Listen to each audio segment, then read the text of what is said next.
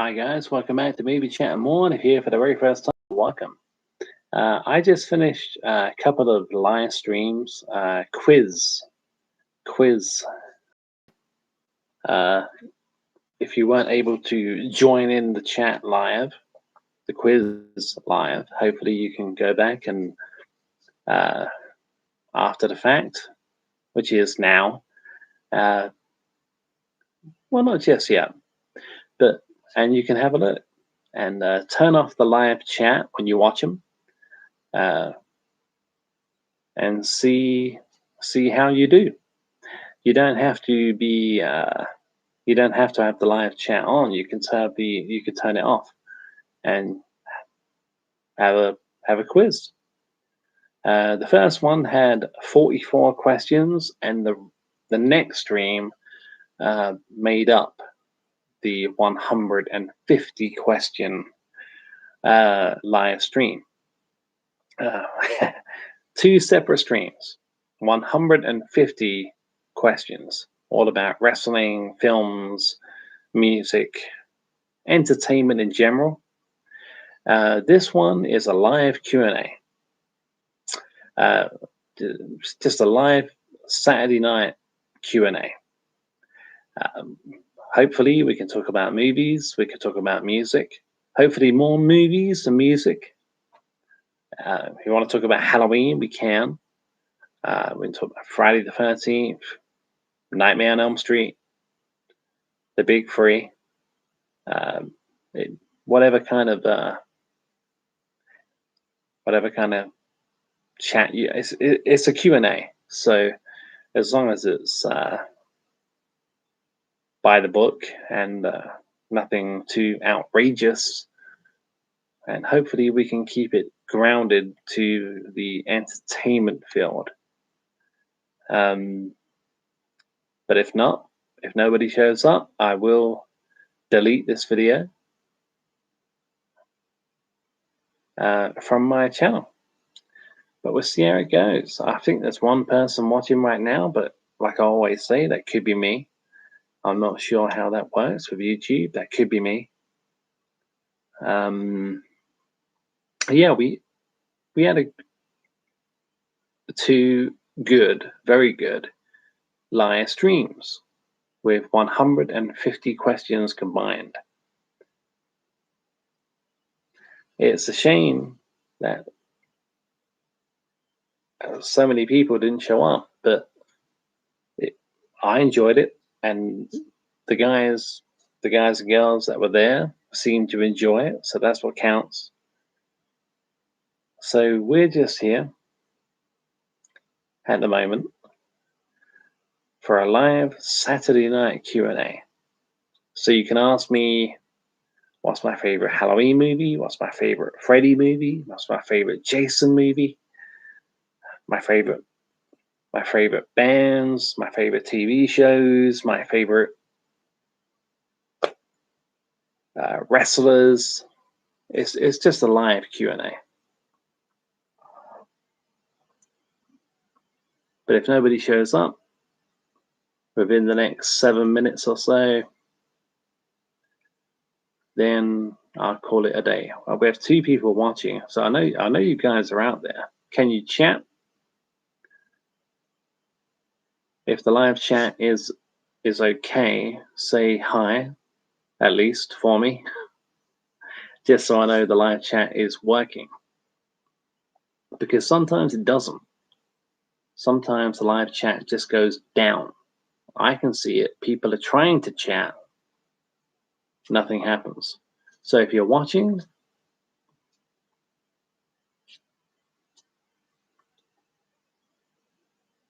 feel free to say hi in the live chat section. We have a thumbs up, so I know somebody's watching.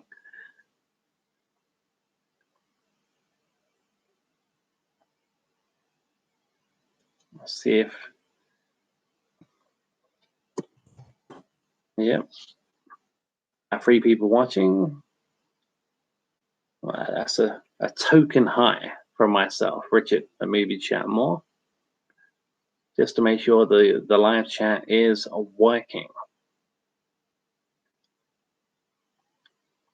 Saturday night Q&A. And we'll see what happens. We did have 3 people watching at one point. Now we have 2. One of them could be me. But if you want to talk about Freddy or Michael or Jason or Chucky or Stephen Law. Stephen Law. Welcome back. Stephen Law. Hey, bud. Welcome back, Stephen Law. Hope you enjoyed the quiz. You did very well. You did very well. So we got 3 people watching.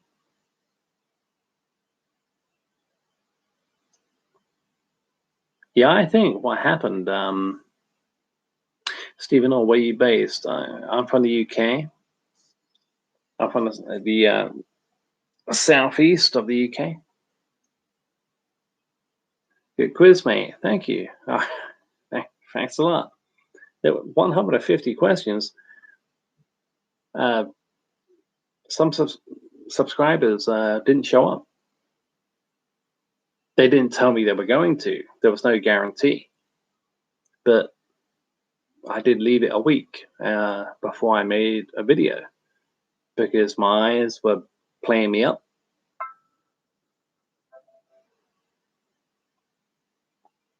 And yeah, I had a tummy bug a week ago, so I couldn't do the quiz a week ago.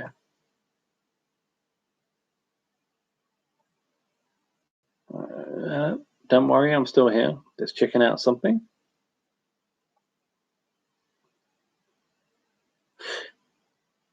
I think somebody just sent me a message, but it's gone now. Let's have a look. See if I can see it. Settings, no. Collapse, no. Clear, no. I got a message from somebody who wants to talk in the live stream, I think. Or maybe not. I'm not sure what that's about, Stephen. To me, it looked like spam. Maybe not. So whoever sent me that message,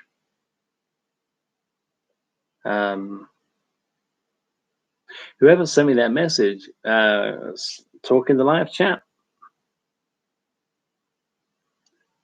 And we can talk Freddy, Michael, Jason, Chucky.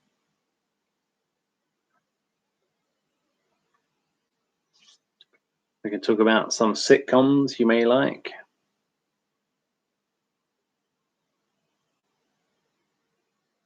Can't really talk about Super Bowl. I know that's this Sunday, yeah? Tomorrow? Super Bowl Sunday. I'm not a big American football fan. I want to be. I wish I really wish I was, but I'm not. Basketball. I don't mind basketball.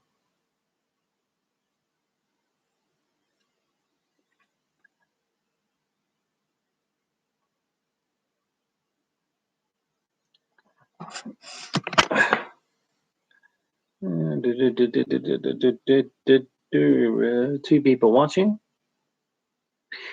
Stephen Orr, are we the same?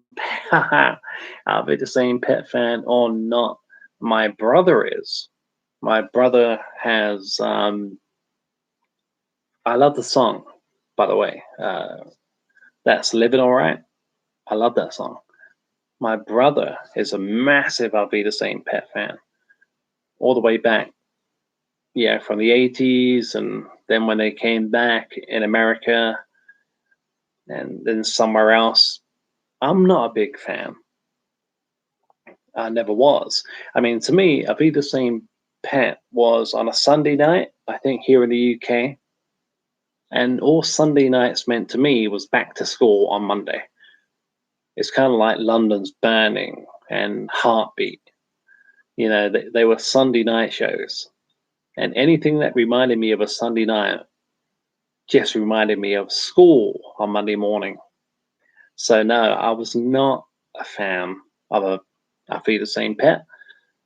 But my brother, my older brother, is a massive fan, and I think he does have quite a few of the Auf Wiedersehen Pet DVDs.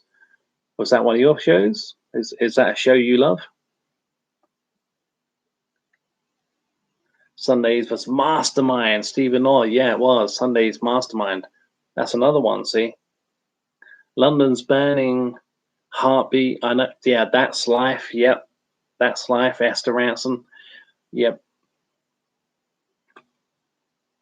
I know Heartbeat did begin on Friday nights, and I remember I was only like 10 years old, 11 maybe, when Heartbeat began with Nick Barry. I remember saying to my parents at the time, "This is a Sunday night show. It's a Sunday night program." And lo and behold, what did it take? 1, 2 years, and Heartbeat became a Sunday night show. Great music in Heartbeat though. That's Life. Yeah, Esther Ranson. That was late on a Sunday, wasn't it? Late on a Sunday, like 10:30 p.m., 10 o'clock p.m. Yeah. But no matter how good the show was back then, it always reminded me of Sunday, and I hated Sundays. Hated Sundays. I still do. The New Statesman, Rick Mao. Oh, The New Statesman. Yeah, massive Rick Mao fan. Uh, Bottom, my favorite show from Rick Mao. The New Statesman. Again, it was that a Sunday as well? I think it. Yeah, I think The New Statesman was a Sunday show. Not really for me. But I think, if I remember rightly, when Bottom was first aired, it was on a Friday night. Yeah, yep, yeah, Stephen Orr, yep, yeah, yeah. I think Bottom was on a Friday night, so Friday nights were cool, you know. Friday nights, you never had to go back to school again. The New Statesman. I'll tell you what, that's something I might have to rewatch one day because I love Rick Mao, comic genius, absolute fucking comic genius. Pryor, again, yeah, again, Pryor. But that could have been on, that Pryor could have been on, and it probably was on at some point or another Christmas Eve, and I still wouldn't enjoy it. I still wouldn't enjoy Pryor. Not my cup of tea. No, I go back. I go back to the 80s. I'm 40. I was born in 1980. I go back to shows like Highway to Heaven. I love Highway to Heaven. The A Team, Knight Rider. They're the kind of shows I remember and enjoy. Highway to Heaven. Last night, I watched 10 episodes because I have the DVD box set of Highway to Heaven. I'm not sure if you remember that one with Michael Landon. But yeah, it's some great shows back in the 80s. I know nowadays people look back and laugh, but they can laugh what they want. Because in my personal opinion, the quality of TV back then uh, was way better than it is now. I mean, you've got great shows now. You've got great shows. You've got good movies. But when it comes to TV here in the UK, I think the quality, whether they be UK shows or USA shows, I think were much better back in the 80s and 90s and even 70s.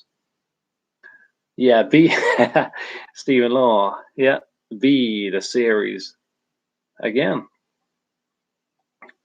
Loved it. Absolutely loved it. I mean, that began in what, 1983? So I think, or 84. So I would have been 3 or 4 years old. Aurora. Aurora has joined the chat. Welcome, Aurora. You've been missed. Welcome. Thank you so much for joining the chat, Aurora. But yeah, Stephen Law, V the series. Yeah, I was a massive Jane Badler fan who played Diana, as you probably already know. Mark Singer, or is it Singer? I think it's Mark Singer, who played Donovan, Mike Donovan in V. I've got them all on DVD, bro. I've got the mini series. I've got the originals, all on DVD. Stephen Law. Oh yes, Jane. Yeah, Jane Badler. Jane Badler. And who's the woman from Terminator? I can't believe I'm blanking on this. Beauty and the Beast. Who was in Beauty and the Beast? Who? The Terminator, Beauty and the Beast. Anyway, you know what I'm talking about probably. And those two actresses were my first two TV crushes. Jane Badler, yeah, Diana. Wow, I'm blanking on the Beauty and the Beast. Linda Hamilton. Linda Hamilton. That's it. Linda Hamilton and Jane Badler were my. That's yeah, Linda Hamilton. Thank you. Yep, my first two TV crushes. Aurora, how are you? Are you okay? Thanks again for joining the stream tonight. We just had two epic quiz streams. 150 questions in total, Aurora.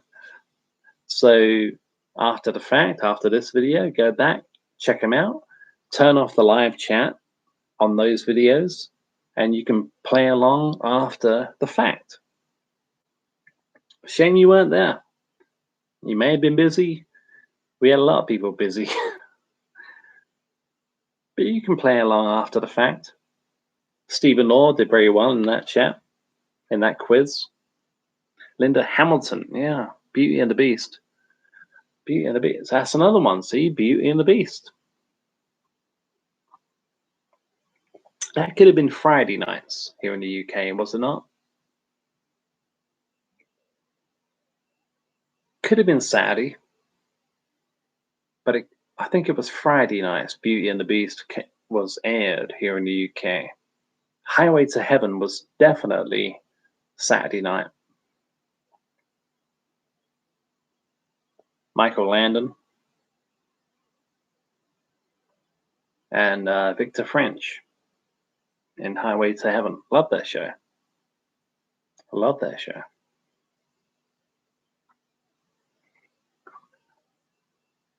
Hey, Aurora, don't be shy. You can say hello. Well, you already have, but you could chat. Stephen Orr, Tales of the Unexpected.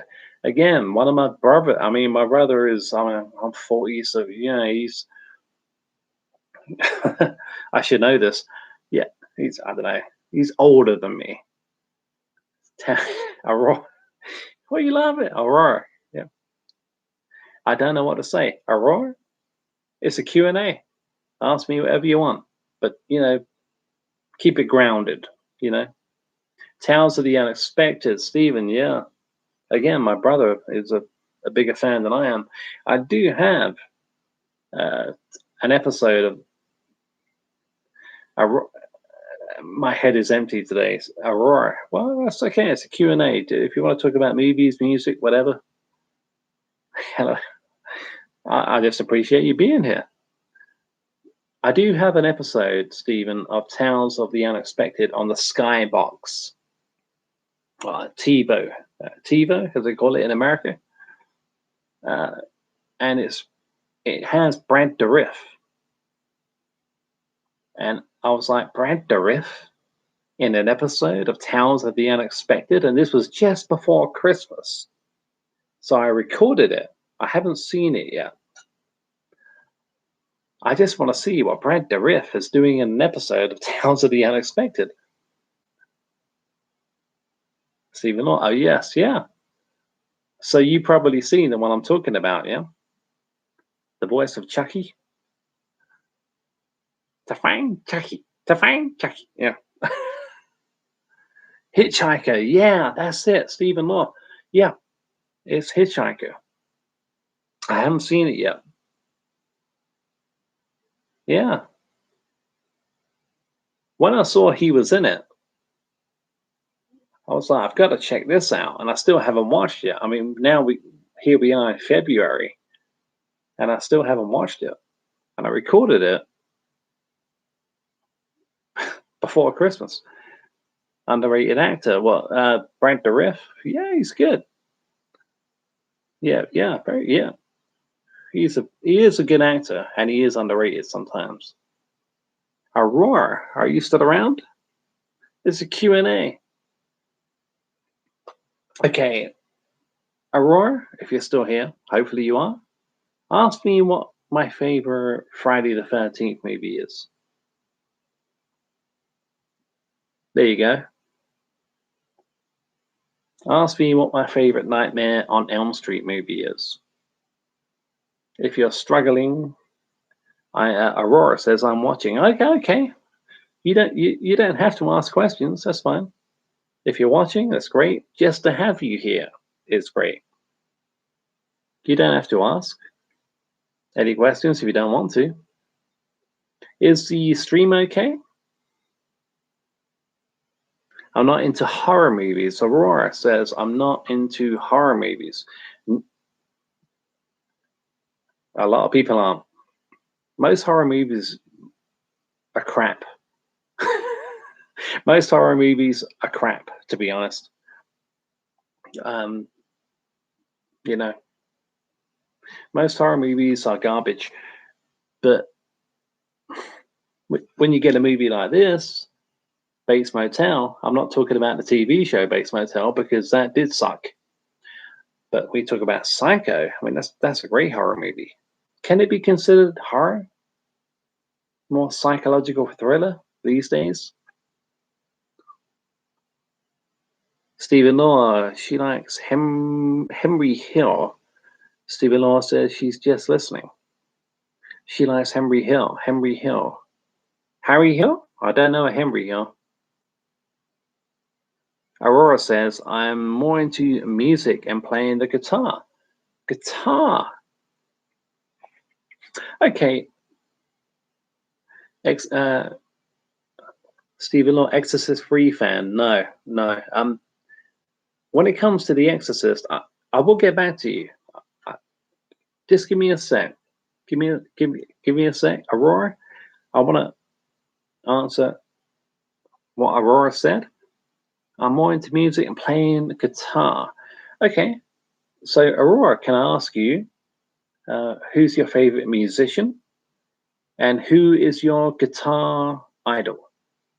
If you could play the guitar like anybody else, anyone you idolize, who would you play the guitar like?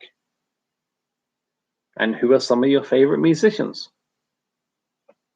Exorcist 3, Stephen Law. I'd have to watch it again. I want to say no.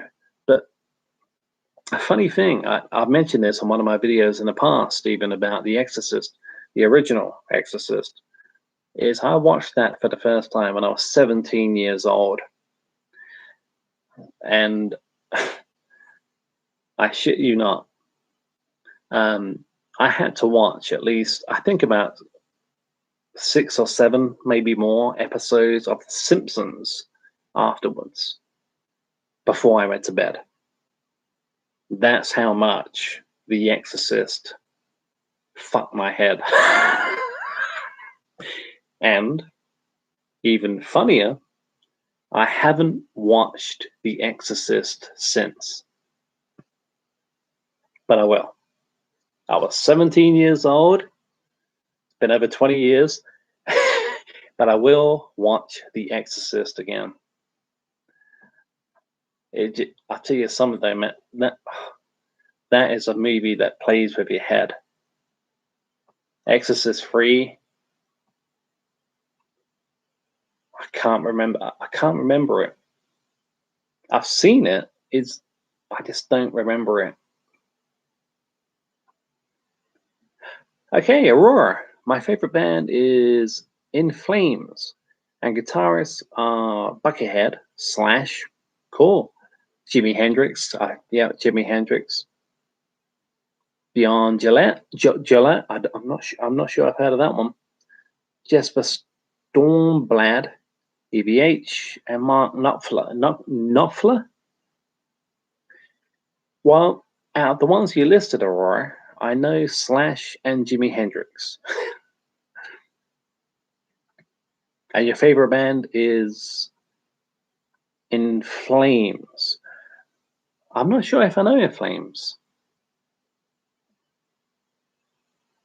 but I do know Slash and I do know Jimi Hendrix. So yeah, I mean, if if you want to play a guitar and if you want to be successful, they're the kind of people to be looking up to, you know?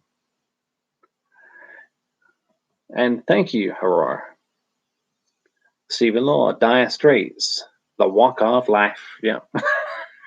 Dire Straits did do that, didn't they? Was that Dire Straits, The Walk of Life? I could have this one wrong. Aurora. Yes, they are Swedish. In Flames have their own restaurant in Gothenburg. All right, I did not know that. I did not know that. Stephen Law, yeah, a Dire Straits, Walk of Life. Yeah, I thought it was.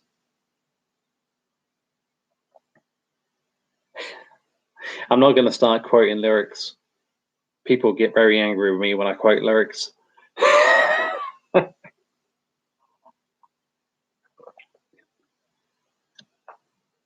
uh,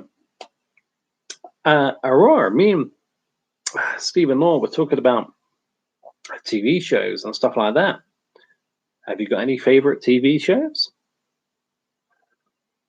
You're not into horror, but are you a sitcom fan? Do you like Friends, How I Met Your Mother, Curb Your Enthusiasm, The King of Queens? I mean, they're all American sitcoms. You might like British sitcoms, like One Foot in the Grave, Only Fools and Horses. Do you like any sitcoms?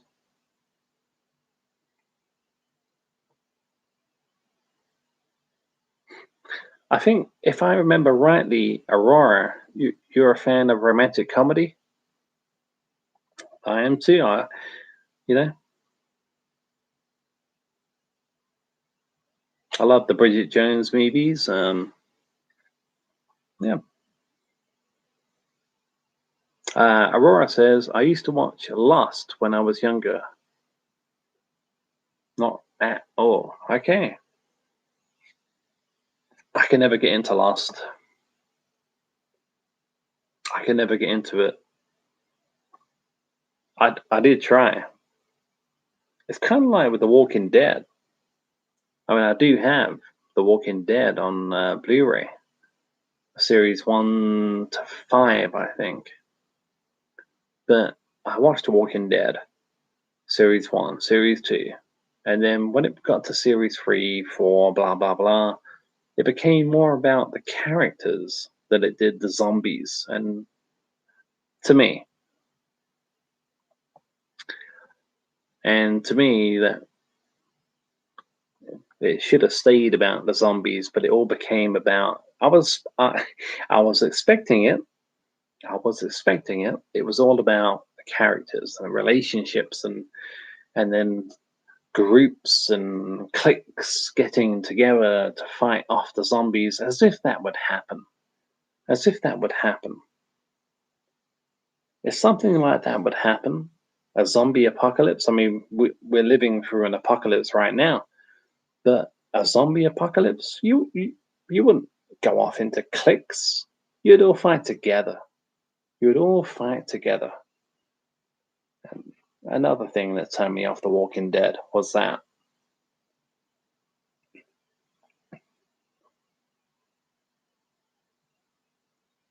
Okay, we have 3 people watching. Like I always say, one of those people could be me. Um, Stephen Law, are you still here? Aurora, are you still here? Because if you two are still here, I think that means it's you two and me.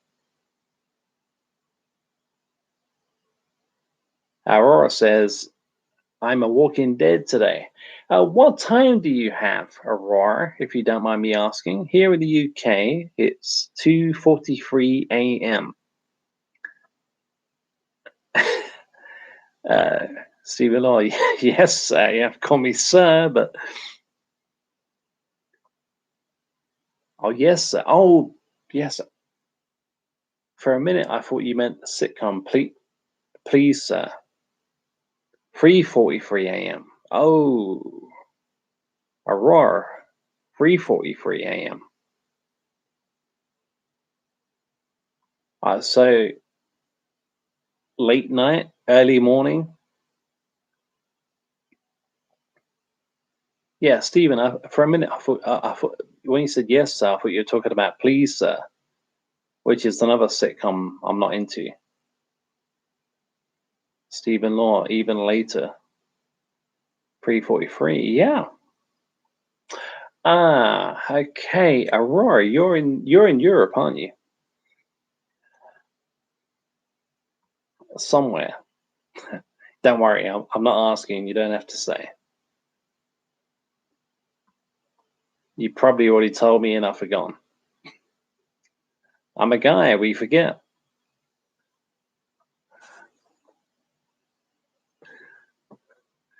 Stephen Law, no, just meant I'm here. Okay. Thank you, Stephen, for sticking around. Uh, Aurora says, yes, I'm in Sweden right now. Yeah. Yeah, I think Sweden, Germany, a few others are like 1 hour ahead.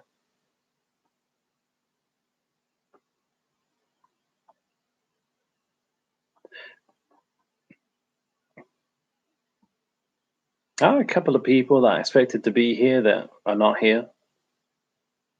Same goes with the live quiz, or quizzes, I should say. I thought there was a problem with the live chat. There wasn't. People just didn't show up. Not that they said they would.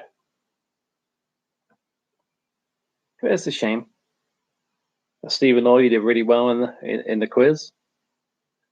Daddy TV did awesome in the quiz, did well in the quiz. And a few others.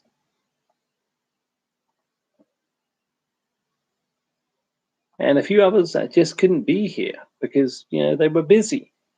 And if you're busy, you got something else to do. All's fair. It's fine. Stephen Law, how often do you quiz?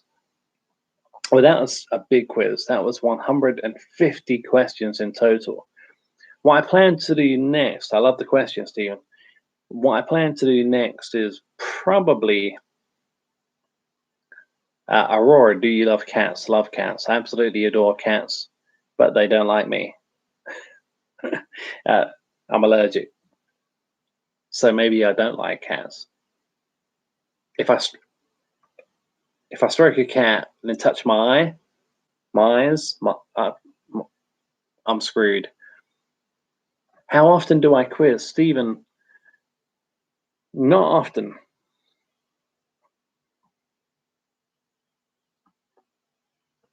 Is that Phil the Power's top? Phil the Power Taylor. It is signed by Phil Taylor. I never met him, but that's a Phil Taylor shirt, the greatest darts player of all time, and one of the greatest sportsmen of all time, in my humble opinion.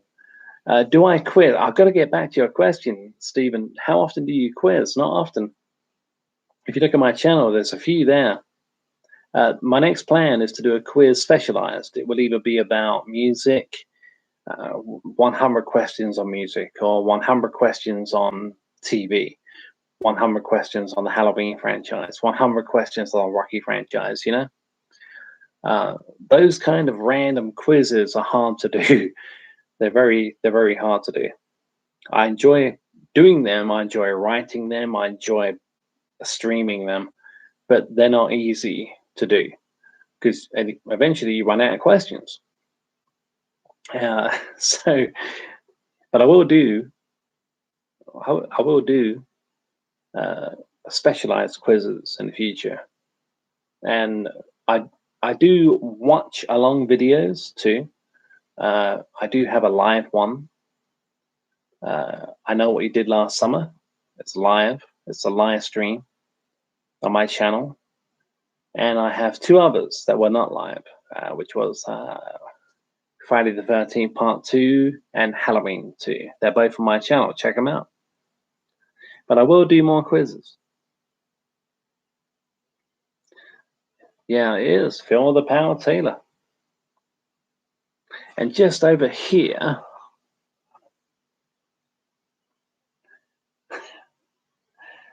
if you look, wait. That's Phil Taylor, and there's Phil Taylor's dance that he actually played with in the 2008 Premier League. Why they did not include a little door where you could open up that compartment and be able to play with Phil the Power Taylor's darts is beyond me. Why they did, but there's no way I'm cracking that open. But yeah, those were the darts he played with at some point during the 2008 Premier League.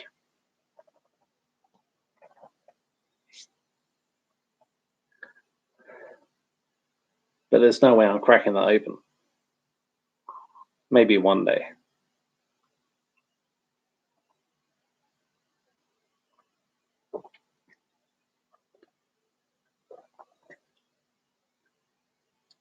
Stephen Law says, I remember Phil when he was the crafty putter. The crafty putter? Aurora. Aurora. Cheers. The crafty putter? Oh, I'm thinking of Eric Bristow. The crafty cockney? I'm thinking of Eric Bristow, the crafty cockney. Crafty putter would make sense in a way, I guess, with Phil Taylor because he started out making. I think Phil Taylor started out making toilet chain holders or something. Look at him now.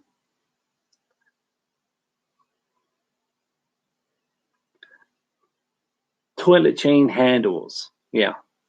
That's what Phil Taylor used to do. Yeah, that's what Phil Taylor used to do. He used to make toilet chain handles. And he ended up being, in my opinion, and in many people's opinion, the greatest darts player that ever lived. Aurora. Cheers.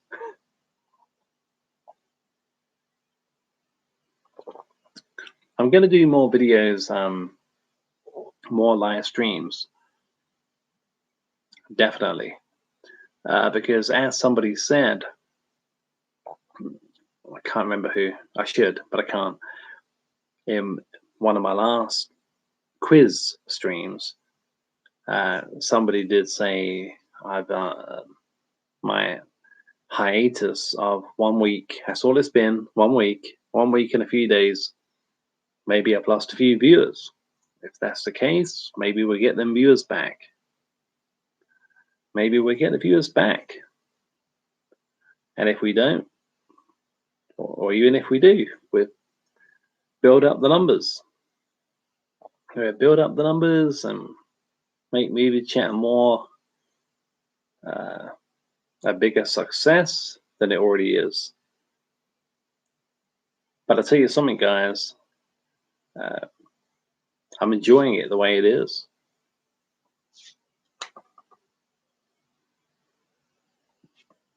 But hopefully we'll get more subscribers and more chatters, and the longer it goes, the better it will get.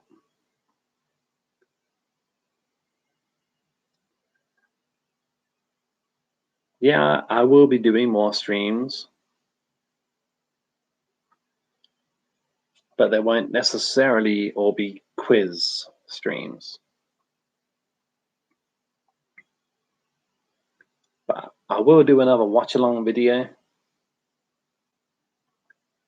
and I will put up 10 movies to pick from, and whichever movie gets the most votes, that's the movie we all watch together.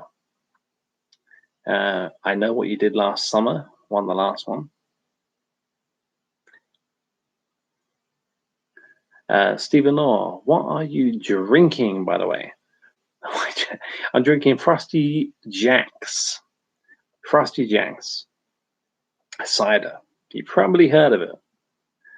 Frosty Jack's cider.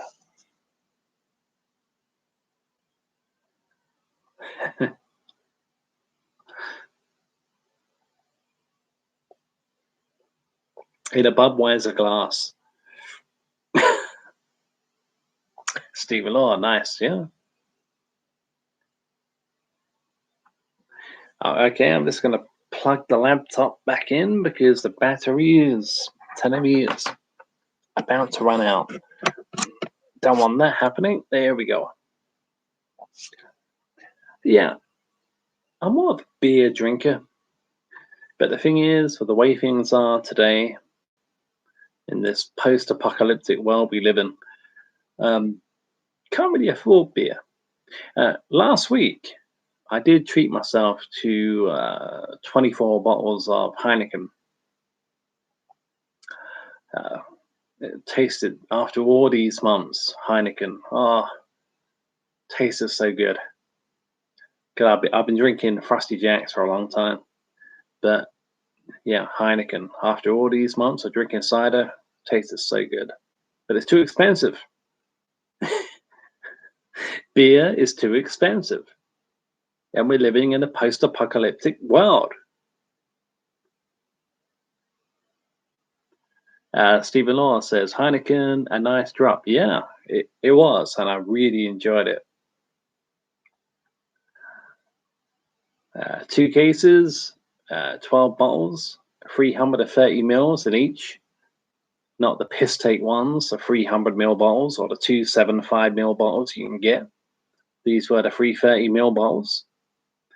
And every gulp, every swallow, every sip. But Frosty Jack does the trick. Carlsberg, Stephen Law, Carlsberg does me. Carlsberg, yeah. What Carlsberg Export? Carlsberg Export? Is that the one? I've drank them all. I'm 40 years old now. I've been drinking since I was like 17. Carlsberg, yeah, Carlsberg Export, something other. I'm not sure.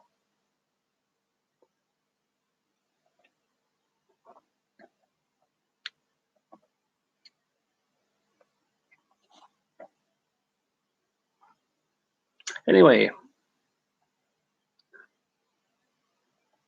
2 people chatting. Aurora, are you still here? Do you enjoy a drink every now and then, Aurora? Yeah, Carlsberg. I've been for them all. Steve. Yeah, like say Heineken, Budweiser, Audi's own brand. Audi's? I think it was Audi's. That's for me and an old friend of mine when I was 18, 19. And we used to buy this on a Friday, Saturday night, or any night ending ending in the letter Y, we would buy the cheapest, nastiest beer you can think of in those little dumbbell bottles from Aldi's, and we had the time of our lives. It was great. I mean, why does beer always taste nicer out of those little bottles? Well, to me it does. So. Stephen Law says, "Yep, I can even remember Skull at 15." Well, at one point or another, you probably remember this. That was Phil Taylor's sponsor before they took alcohol and cigarettes and all of that shit out of like Embassy and the snooker. They got rid of all that. But yeah, Skull. Funny. Skull. I can't drink that anymore. I have, like I said, I've been through the alphabet, but yeah, true, yeah, Skull. I can't drink it anymore. I remember me and a friend of mine, same friend. I was talking about. We haven't spoken for a while, but yeah, we did try Skull. What is Skull? It's not like 2.8% or something like. It's gnat's piss. But we we bought it one night. I thought, hey, beer's a beer. We found out different. Okay, we found it because we accidentally, as you probably done, we've all done it. We spilt this can of Skull over the floor, and it fizzed up. This lager called Skull fizzed up like Coca-Cola, and it was like, what the? Yeah, I can't drink Skull anymore. Stephen Law says, yeah, Stephen Law, do you remember Mike Gregory, dart player? I do, but I can't pinpoint a match. Mike Gregory, 1992, Stephen Law, 1992. Mike Gregory, was he the one who had that really weird throw? He kind of used to pull the dart back, and then it was almost like he had the yips. He kind of drew back the dart, then drew it back again, and then drew it back really fast, and then threw the dart. Was that Mike Gregory? Stephen Law, yeah, exactly. Yeah, Mike. Yeah, I do remember him. He was probably on Bullseye at some point or another.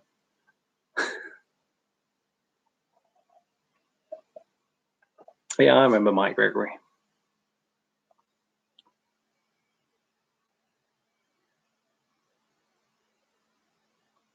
Stephen Orr had darts to win. Oh, what, in the 1992 final? Would that would have been the BDO then? Yeah, not the PDC. That would have been the BDO. Yeah.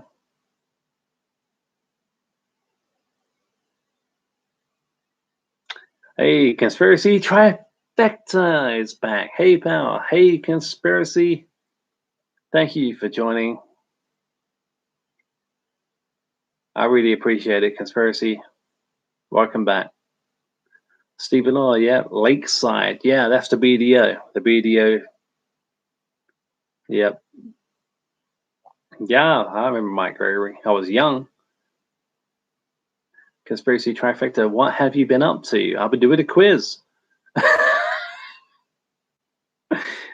I did 2 quizzes, 150 questions, 2 separate videos, and you were there, and but you were busy, and I understand that. I appreciate that, Conspiracy. It's no problem.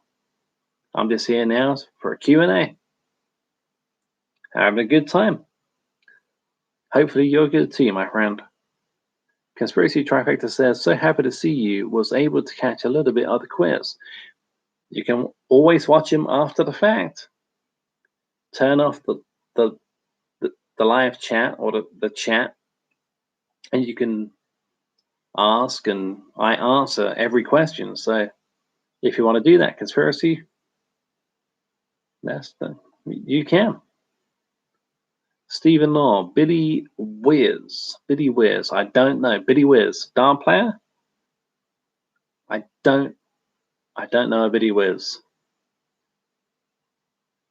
Conspiracy Trifecta, did you catch Dave's newest hate mail video? Yes, I did. I did.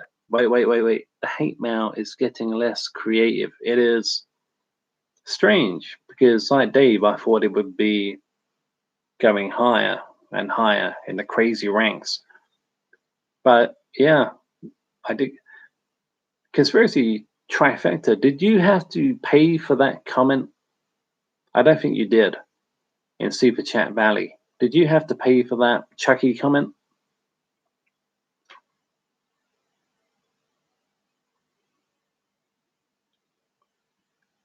Because you're totally right. Like I said before, the guy had the Chucky movies the wrong way around. You are correct. Dave wouldn't know, but I know. Conspiracy Trifecta says, no, I just commented a thought and Dave happened to read it out. Well, over at Super Chat Valley, in this day and age, you got lucky. Conspiracy Trifecta says, yeah, he was a complete hypocrite. Yeah. He got the movies the wrong way around. The Chucky movies. I think he put Seed of Chucky before Bride of Chucky, and maybe Cult of Chucky before Curse of Chucky, something like that. But you were totally right. Conspiracy Trifecta says, I've had to do Super Chats to get some questions answered. Yeah, Super Chat Valley.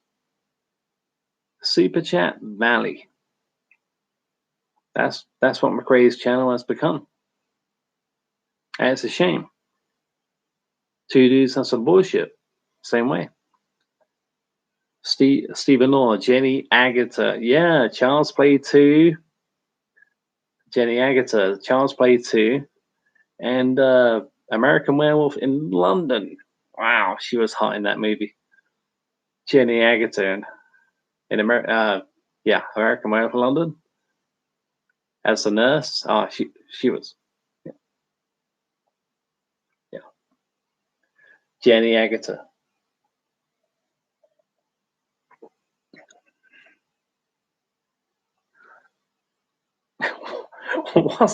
what's that song in American Werewolf in London? In the shower scene. Is it Van Morrison? What a wonderful night for romance and the stars. You guys know what I'm on about.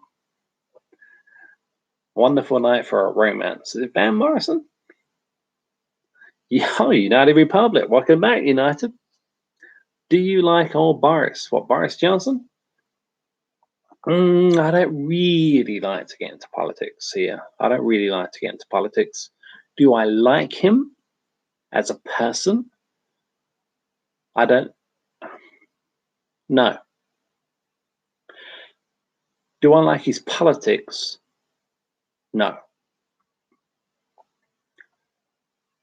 Stephen Law says Moon Dance. It was Moon Dance.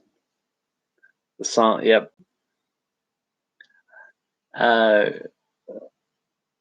No, I don't like him as a person. I don't like his politics. But with what we're going through,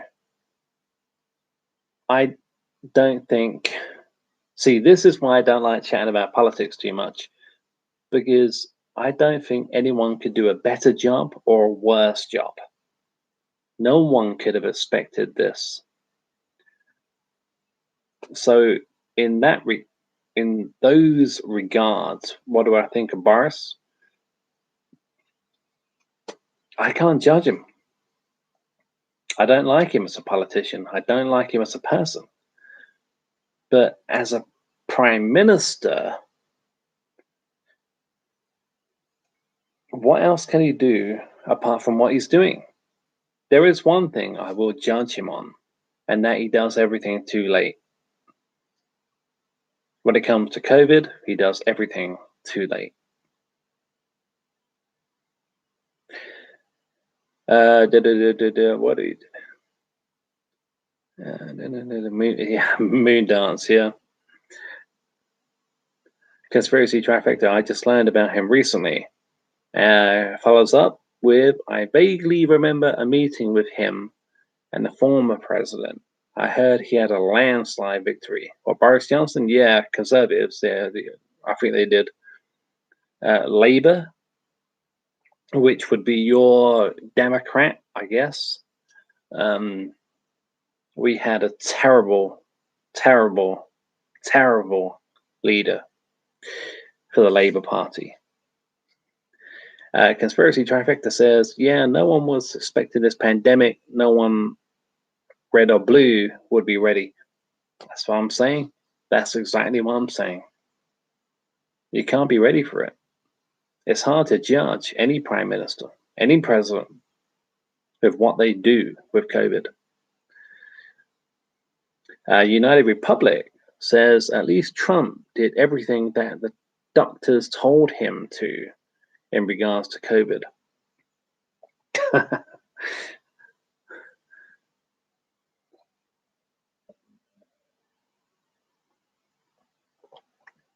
Look, that's going to have to be a separate chat. United Republic follows up with, although I wasn't a Trump fan, didn't like his bulldog attitude. He certainly had one. And he still has, always has.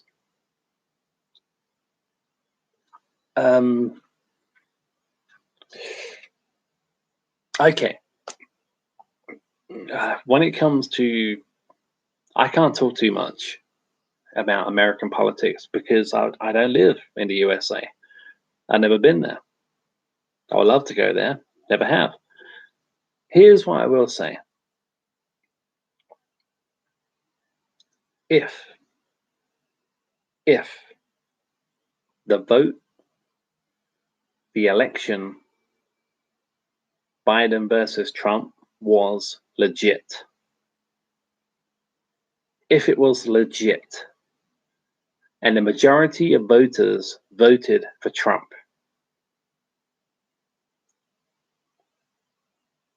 or not Trump, if the majority of voters, if it was legit, voted for Biden and the Democrats and Biden, I want to see what's going to happen when it comes to July 4th, America's birthday.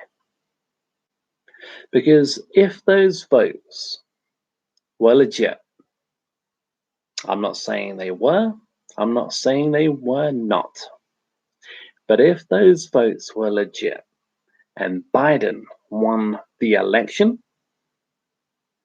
I want each and every American who ticked the box for Joe Biden and the Democrats, I want them to remember when it comes to the 4th of July, America's birthday. Because what's going to happen, guys?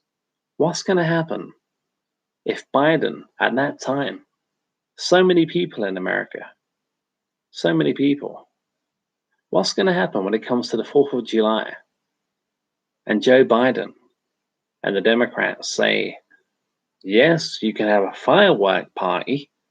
Yes, you can celebrate your independence, our independence, but you can only have 3 guests. You can only have 3 people in your backyard. You can only have 3 people to a party. when that day comes along. And that day is very important. What will happen then? I shudder to think. Because that could happen. I don't think by July 4th, this pandemic is going to be over. I don't think this pandemic is ever really going to be over.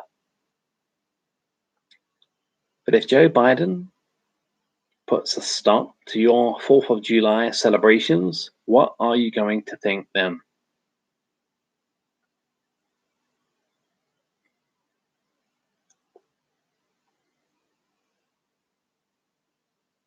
Conspiracy Trifecta says, I think Trump only won because he was able to get the common man and relate with them.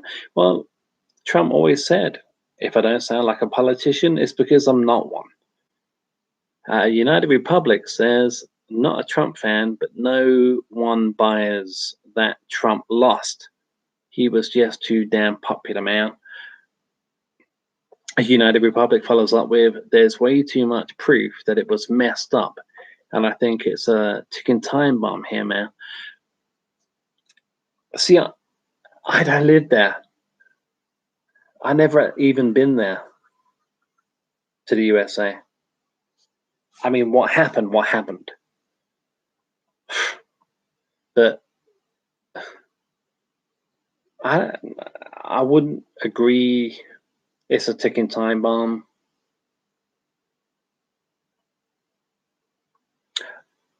The thing I would say, wait until the 4th of July. Wait until the 4th of July and see what you're allowed to do and not allowed to do. Because that's a big deal for you guys in the USA. You know, wait until that day comes along. And then we'll see what Biden does. Conspiracy Trifecta says, imagine if an election was fake. That would make everything go into a spiral. Well, I'm not saying it was fake. I'm not saying it was fake. I'm not saying either way. I'm not knowledgeable enough in that. But to have an informed opinion, as McCrae would say. But wait until the 4th of July. Just wait. Wait until your country's birthday, and then we'll see. We'll see. The genuine cross for the Democrats and Joe Biden.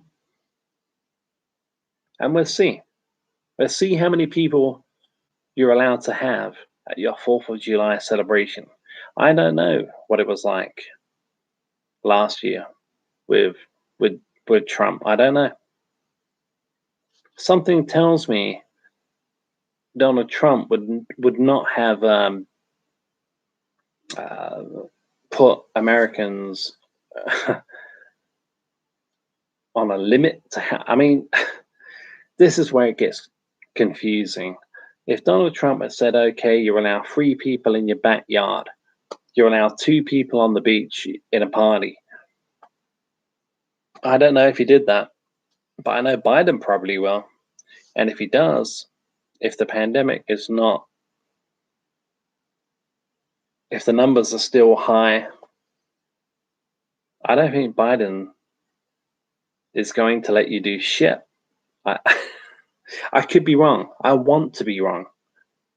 But if Biden lets you have 3 people in your backyard and 2 people on a beach party,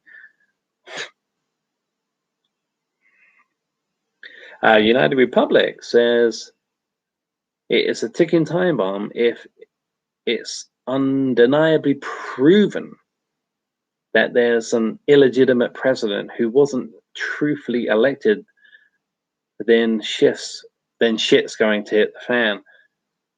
Well, yeah. If that's ever proven, the shit will hit the fan. If it's ever proven. We're talking about politics here, guys. Uh, Conspiracy Trifecta says the doctor, I can't pronounce the name, but I think I know who you're talking about, said Trump did everything, all the things he told him to. Is it Fauci? I don't know. Said Trump did everything, yeah. And I must admit, Trump did say there was a vaccine on its way. Trump did say there was a vaccine ready to go.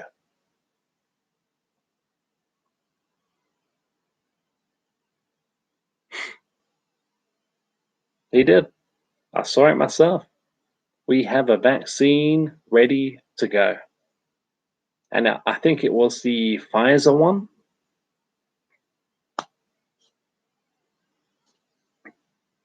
And my own father had the Pfizer vaccine last week here in the UK.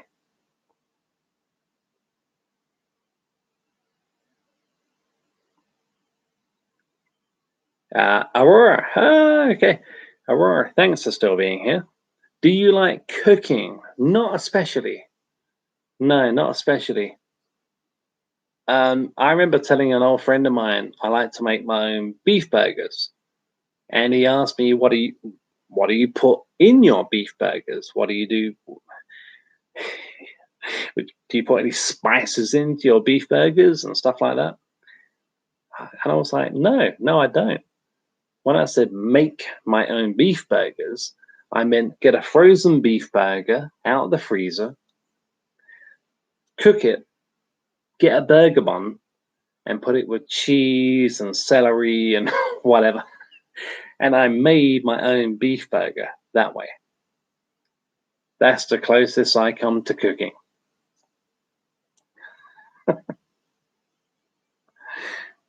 David White in the room. David White, you missed a quiz, my friend. I think you'd have done really well. But never mind, you're here now.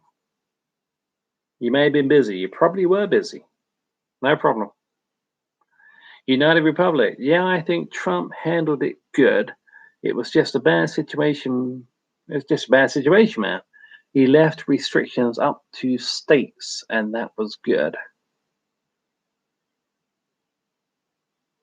I'm not going to argue with that one. Welcome, David White. I'm not. No, I'm not going to. I can't argue with that. I never been there. I just want. Wait. See, David White. Well, I got grandchildren to deal with, man. No, like I said, no problem, David. It's no problem. Those quizzes are up on my channel. So if you want to check them out, you can turn off the chat so you don't see the answers, and you can guess away. And if you want to, that's no problem, man. I still appreciate you being here.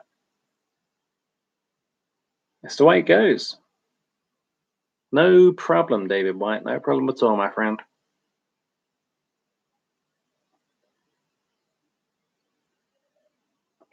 But Aurora, yeah, that's as far as I go when it comes to cooking.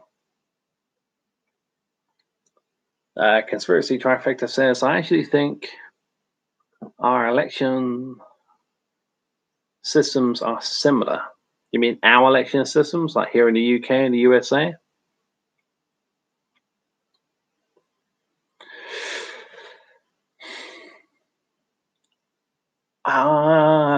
Conspiracy Trifecta. I don't think so. I don't think so. I don't think they're similar.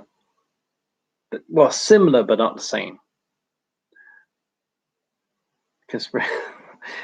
Did you ever check out Dr. Wolfler? I haven't. That's another one with that Kid Rock song. I still need to check it out. I'm so sorry.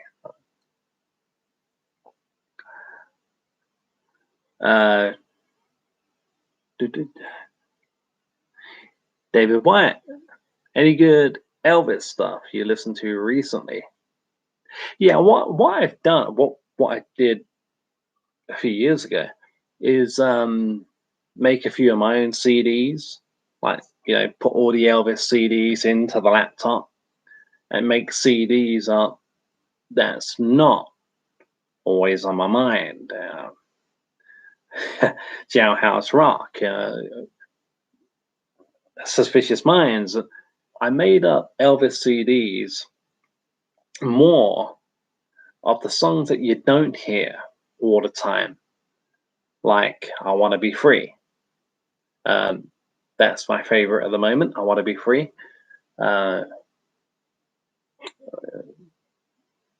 Yeah, they're the Elvis CDs that I've been listening to recently, the ones I made myself. And they're the songs we don't hear all the time. I Want to Be Free at the moment is my favorite Elvis song, but my favorite Elvis song, I think I said this before, is a cover version. Well, it's not Blue Eyes Crying in the Rain, but that's the first one that comes to mind. There's so many Elvis songs I love. I mean, Blue Eyes Crying in the Rain. I do love the ones we always hear. Always on My Mind. I love Always on My Mind. But I like to make CDs of my own. Elvis Presley CDs of my own. With songs that we don't hear all the time. Lesser known songs. Kentucky Rain. There's another one. You don't hear that every day. Conspiracy Trifecta says, you guys get to vote, don't you? Yeah, we do. we do. We have local elections. Not that it makes any difference. Yeah, we get to vote. I don't vote anymore. Don't vote anymore. I really cannot be fucked to vote anymore. They're all out for themselves. There's not one politician that I know of on this planet that cares about you and me.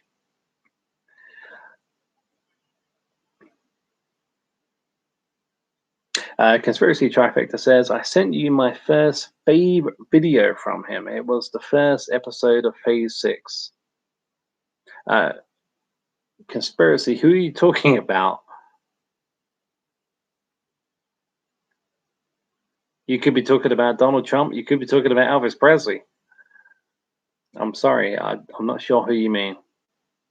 David Wyatt says, not a huge fan of the 50s stuff, probably because I was around in the 70s.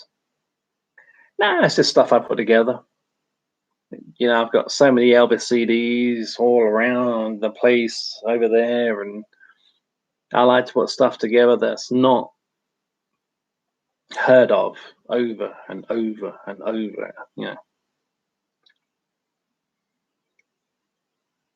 Yeah, a good unknown Elvis song is If I Were You. I think I know it. I think I know it. I think I have it somewhere. I think I know that. David Wyatt, Kentucky Rain was a smash hit back in '69. It may have been a smash hit here in the UK, but that was like, I wasn't born till 1980. And we don't hear Kentucky Rain here a lot in the UK. So for me and for us, it's one of them Elvis songs that are not really known here in the UK. I mean, it's known, but it's not always on my mind.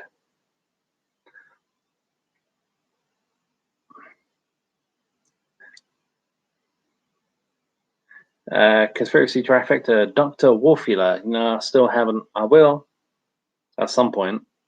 I will check out Dr. Wolfula. David White, another good unknown. It's The Last Farewell.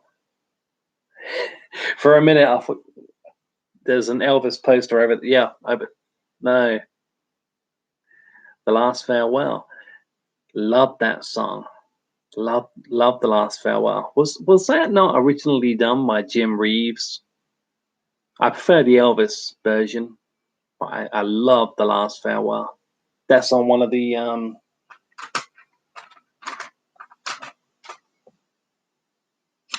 this CDs here. Yep. bonus tracks on Moody Blue. I think it was Elvis Presley, yeah, from Elvis Presley Boulevard, Memphis, Tennessee. Love that song. Stephen Orr, message retracted. Okay. David White's biggest hits in the UK are The Wonder of You and Way Down. Way Down. That one surprises me. Wonder if You doesn't. In the US, David White says, in the US, it's probably Suspicious Minds. Who doesn't love that song? Conspiracy Trifecta. No, I mean, I sent you a video from him. Oh, I didn't get it. If you mean a link, I got a link. You mean a link? Conspiracy, do you mean a link? David White, yeah, but Elvis is superior. Oh, well, the Elvis version of The Last Farewell? I totally agree. Totally agree. Stephen Orr, Shakin' Stevens was UK Elvis. Oh, you may be talking to, Stephen, you may be talking to David White. Shakin' Stevens, Elvis. Yeah, Shakin' Stevens was a massive Elvis fan. It's not hard to see that when you watch a Shakin' Stevens video or even listen to one of his songs. You can tell Shaky got his inspiration from Elvis. I love Shakin' Stevens. David White says it was on. Yes, it was live from Elvis Presley Boulevard, Memphis, Tennessee. Yep. You're not going to be.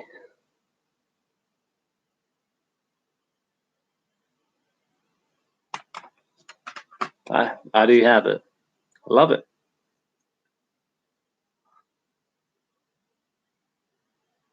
David White, both #1 for 5 weeks. 5 weeks. It's a long time. Conspiracy Trifecta. Yeah, I commented it on one of your videos.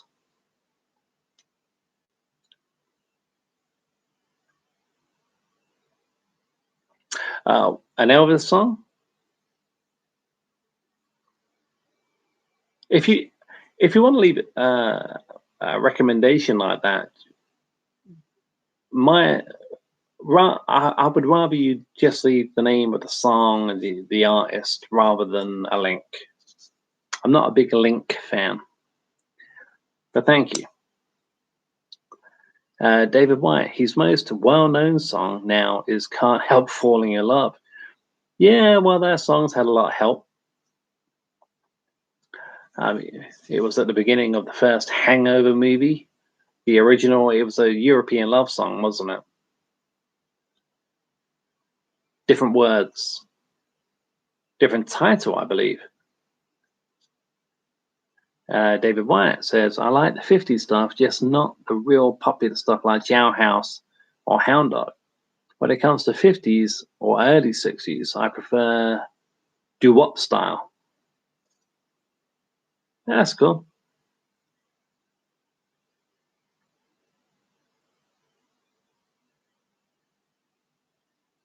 I think when it comes to the 50s, the first one that comes to mind is I Want to Be Free. I think that was the 1950s, wasn't it? I Want to Be Free. I mean, that was in Love Me Tender. So, no, wait, Love Me Tender. No. I Want to Be Free was Jailhouse Rock. So, Stephen Law, yeah. UB40, Stephen Law, UB40, yeah. Red Wine. And yeah, Can't Help Falling in Love. Thanks, Stephen. That's yeah, that's another thing I was trying to think of. Can't Help Falling in Love has got a lot of help. UB40 did a great version of it. David White, you're thinking of It's Now or Never by Elvis. Elvis. Oh, right. Okay, David. The one at the beginning of Hangover? I thought that.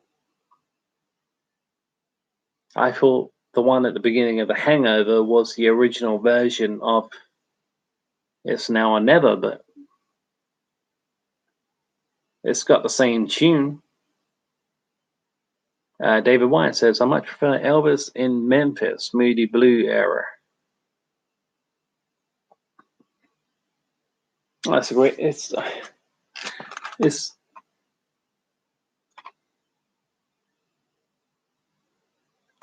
great CD. Great CD, great album. Did he not have to record? I think we might have talked about this before. Did Elvis not have to record most of the album laying down because he physically could not stand up? So sad. David White says the Mexican Elvis song played at the beginning of The Hangover. Oh, okay, you learn something new every day. Thanks, David. I thought that was the original version of It's Now or Never. But apparently I was wrong. David White, 69, 77, 77. What a that's yeah. That's your favorite Elvis era? Probably is for me. I mean, I love Elvis, but there's not much I don't like. Elvis did. Hard for me to pick an era, but if I was to pick an era, it would probably be around that time as well. 69, 77. David White, no, he was still a normal functioning person. I thought the Memphis Mafia basically threatened the Colonel with his life because of the state Elvis was in at that time. David White, I mean, his last vacation, yeah, he was playing football, also toured constantly. And he was on 33 pills a day, I believe, with David. 33 pills a day. And the Memphis Mafia knew what he was doing to himself. They told him so many times, Elvis, do you see what you're doing to yourself?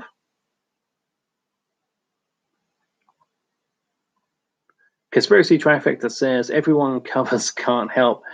Yeah, I remember the UB40 version. David White, yeah, but he didn't have to lay down to record. I don't know where you heard that. That was a member of the Memphis Mafia. I say Memphis Mafia, yeah, Mafia, the Elvis's friends. Yeah, he didn't think it was wrong because his doctor prescribed it. Totally. I've heard that. How could it be wrong? My doctor gave it to me. But there was a member, can't think of the guy's name, David. I can't think of the guy's name. He was he was part of the Memphis Mafia. And he walked into Elvis's bedroom and choked up just thinking about this. And it was the same night Elvis was due to go on stage live. God knows where. Probably 1977. And they had doctors and nurses in the room. Not that many, but a doctor and a nurse. And they were having to dunk Elvis's head, Elvis's face, into a bucket of ice water just to keep Elvis conscious.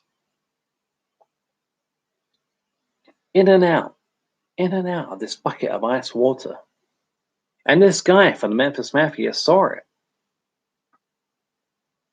And he told, as from what I've heard from Elvis documentaries, he did say, he warned the Colonel, if I ever see that man in that condition again. And he couldn't finish what he was going to say because it's obvious what he said to him. If I ever see that man in that condition again, I'm going to kill you. I can't quote him. I don't even know the guy's name. But he was part of the Elvis family, the Memphis Mafia. dunking Elvis's head in and out of a bucket of ice water just to keep the guy awake.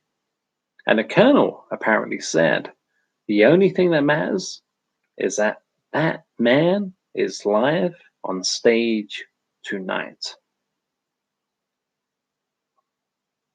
That's what I've heard.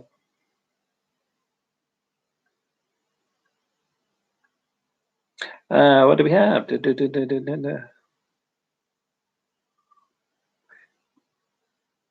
David White, Elvis walked around like you and I. Well, yeah, he did.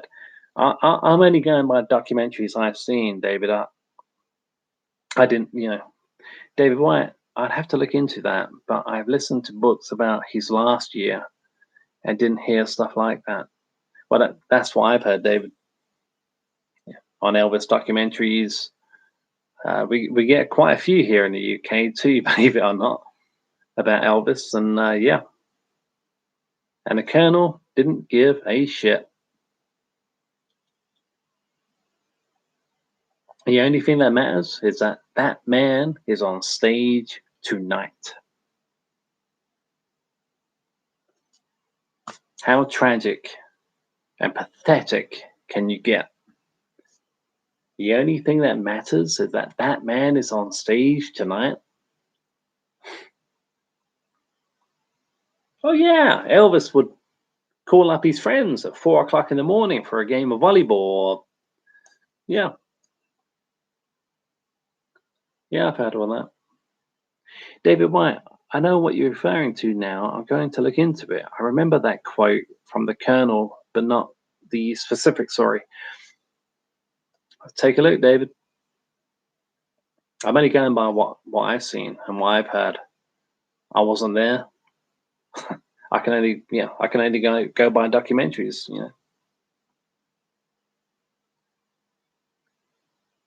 All right, guys, we are 1 hour and 27 minutes into the stream. Conspiracy trifecta. Well, I imagine Elvis shows would bring in lots of money. The shows did, the records didn't. Elvis records weren't selling anymore. And that's why Elvis had to carry on touring the way he did. And that's why Elvis took all the pills the way he did, uppers and downers, because the records were not bringing in the money anymore. He had to tour. And somebody said to him, one of the Memphis Mafia, somebody said to him, Elvis, don't you think it's about time you slowed down? Let's go back to Hawaii, because Elvis loved Hawaii. And Elvis Presley said, I have a payroll. And he did. Elvis Presley died with $3 million to his name. Sounds like a lot of money. Well, it would be if it was in my bank account. But Elvis Presley, $3 million, even back in the 70s, was peanuts. He had a payroll. Conspiracy trifecta. Do you have a Twitter or something we can follow you on for updates? Not yet. Not yet, conspiracy. But I will hopefully have maybe some kind of Twitter account, maybe chatting more in the future. If not, maybe a Facebook one. Maybe. I am thinking of it. Maybe I should call it Many Things Movie Chat and More. Many Things Movie Chat and More. Check it out to your heart's content. And when your heart is content, check it out even more. Aurora, thank you for still being here. Some people believe that Elvis is still alive. Yeah, some people do. Some people do believe that.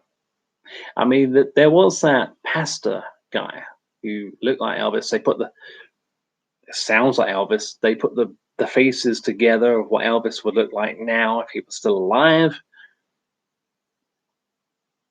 And it's creepy. It's creepy. They do look very similar. But I can't remember this guy's name. But even he has come out and said now, look, I'm not Elvis Presley. David Wyatt says, you're misquoting. They weren't selling as well. What? Elvis had multiple hits, number ones in the 70s. Burning Love and Always on My Mind are his top 5 most well-known songs. Okay, I don't mean to misquote David. I'm just saying, Elvis had to tour the way he toured, and because the records were not selling as well as they did. That's what I've heard. I don't mean to misquote anybody. Yeah, that guy. Oh yeah, David White. Yeah, that guy has been proven not to be Elvis. Yeah, Elvis is dead. Yeah, he's gone. I think he actually came out and said to everybody, finally, I'm not Elvis. But David White, I'm not misquoting on purpose. I'm only saying what I've heard.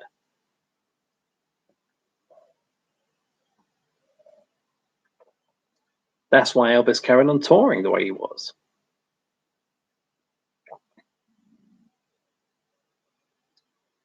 It's yeah.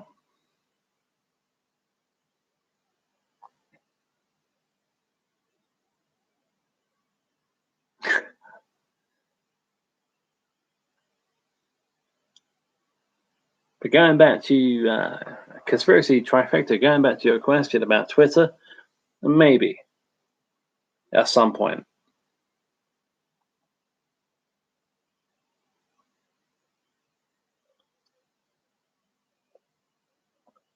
Facebook, Twitter, something. Won't be Instagram.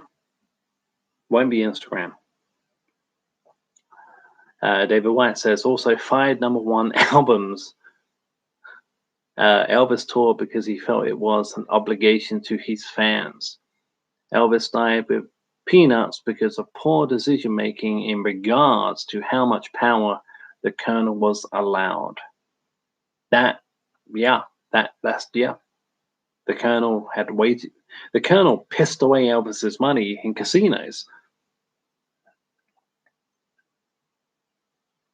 Elvis toured because he felt it was an obligation to his fans. Yeah. And was it not to make up the millions and millions and millions of dollars that the Colonel spent and lost at the casinos? Maybe it's a bit of both. Maybe it's a bit of both. An obligation to his fans, but David Wyatt says Elvis also made some mistakes in the late 50s in regards to Priscilla.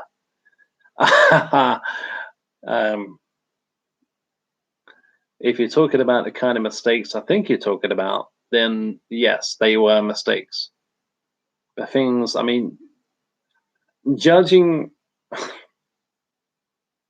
I'm not, judging sounds like such a bad word. Regarding from what we know about that relationship and the way things were back then, they were very different.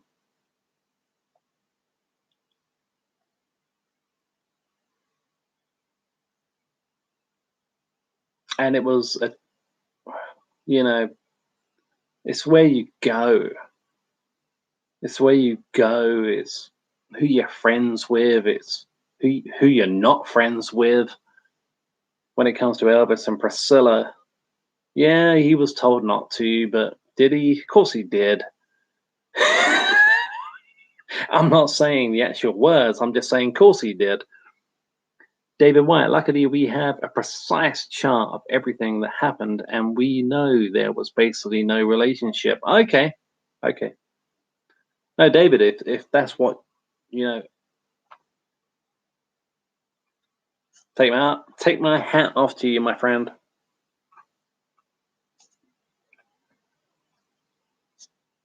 If that's the way you see it, and that's what you believe, that's what you believe, and you are more than entitled to believe that. When it comes to Elvis and Priscilla, I believe something else, but I'm not going to get into that because it's a bit yucky. it's a bit yucky. I don't want to get into that. Elvis and Priscilla.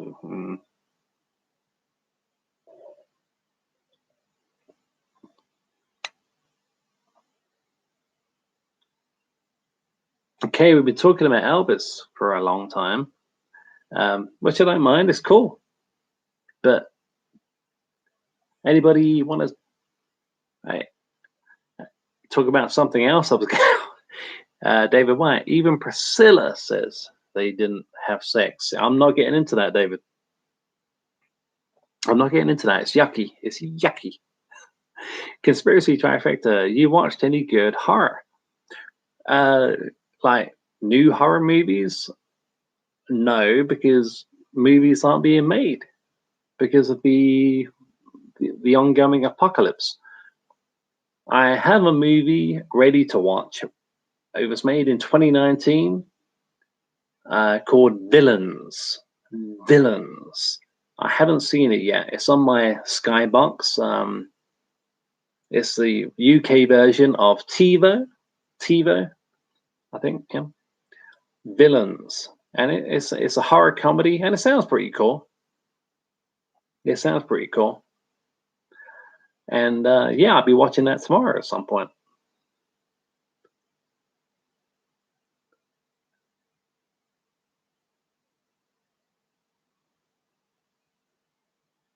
Conspiracy Trifecta says, when you get Dave started on Elvis.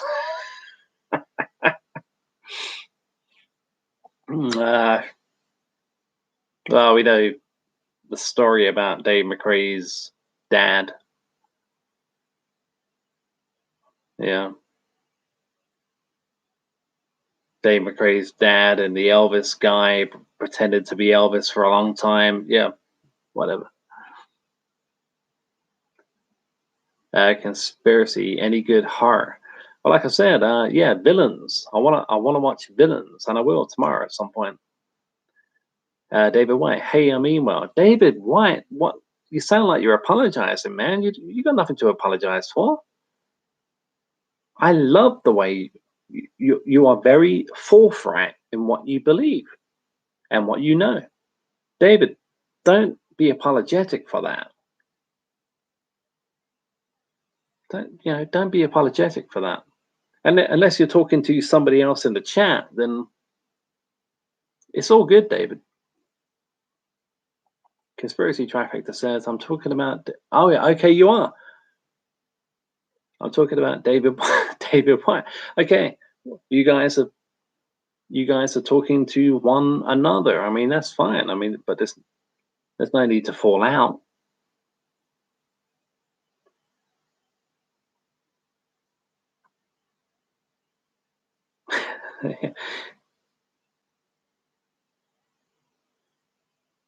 Yeah, yeah. I mean, guys. I mean, that's David White. I do wish you understood what was going on between Elvis and Priscilla more, but whatever bygones be bygones. Oh, bygones be bygones. Bygones be bygones. Yeah.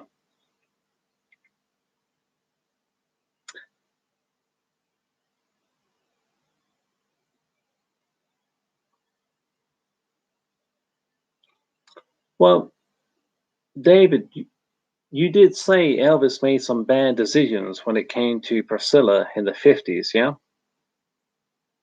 So I naturally assumed maybe I shouldn't have done that. That there was something else with Elvis and Priscilla. I just assumed. But but David Wyatt says, I just mean it doesn't look good that she was around. Okay, yeah, I'm with you now. I'm with you. Yeah, I'm with you.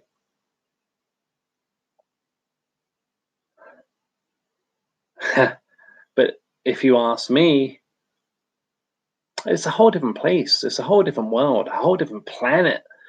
It's a whole different universe. when it comes to these kind of, yeah, Elvis and Priscilla, did they? Didn't they? I know I believe. But like I said, it's yucky. I'm not going into that. I know yucky sounds a bit weird, but you know what I mean? I'm not going into that. I know I believe. I think you know what I believe, but I know what you believe, and that's fine, David. We can't always agree. It would be a boring world if we did.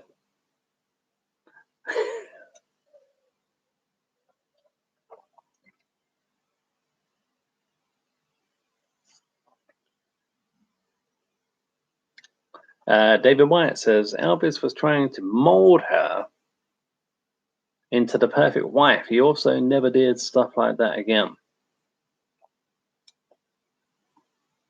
I mean, from the documentaries I've seen, Priscilla was made to stay at home while Elvis went out gallivanting and um, sleeping with every female co-star under the book. But that's that's just what I've heard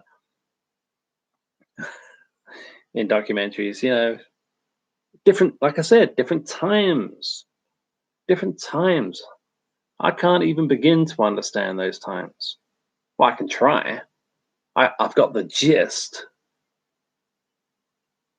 Conspiracy Trifecta says Halloween 5 rant. You know, Conspiracy Trifecta, Halloween 5 rant. The first video I ever did on my channel here at Movie Chat and More was a Halloween 5 video. Terrible audio. There's a constant buzzing sound in the background, as there was for the first 20, 30 of my videos here at Movie Chat and More. But yeah, Halloween 5 rant. I like Halloween 5. I know it's a weak installment in the series and in the franchise, but I like Halloween 5. I don't like Halloween Resurrection. Pardon me. But I do like Halloween 5. Pardon me. I'm not a hater of Halloween 5. The I mean, straight off the bat, there's two things to like about Halloween 5. Danielle Harris, Ellie Cornell. Three things to like about Halloween 5. Danielle Harris, Eddie Cornell, Donald Pleasance. I don't like the Myers house, the Gothic mansion. I don't think anyone does. Not really. I don't like Tina. There's a lot. There's quite a few things I don't like about Halloween 5, but there's so many. There's so many things I do. I like Halloween 5.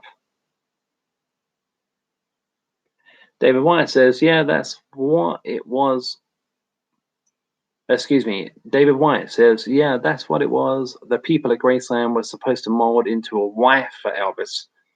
Also, because they got married when she was 23, that made the situation a lot better." See, I didn't have a clue what age she was when they got married. I'd have said 20s, 23.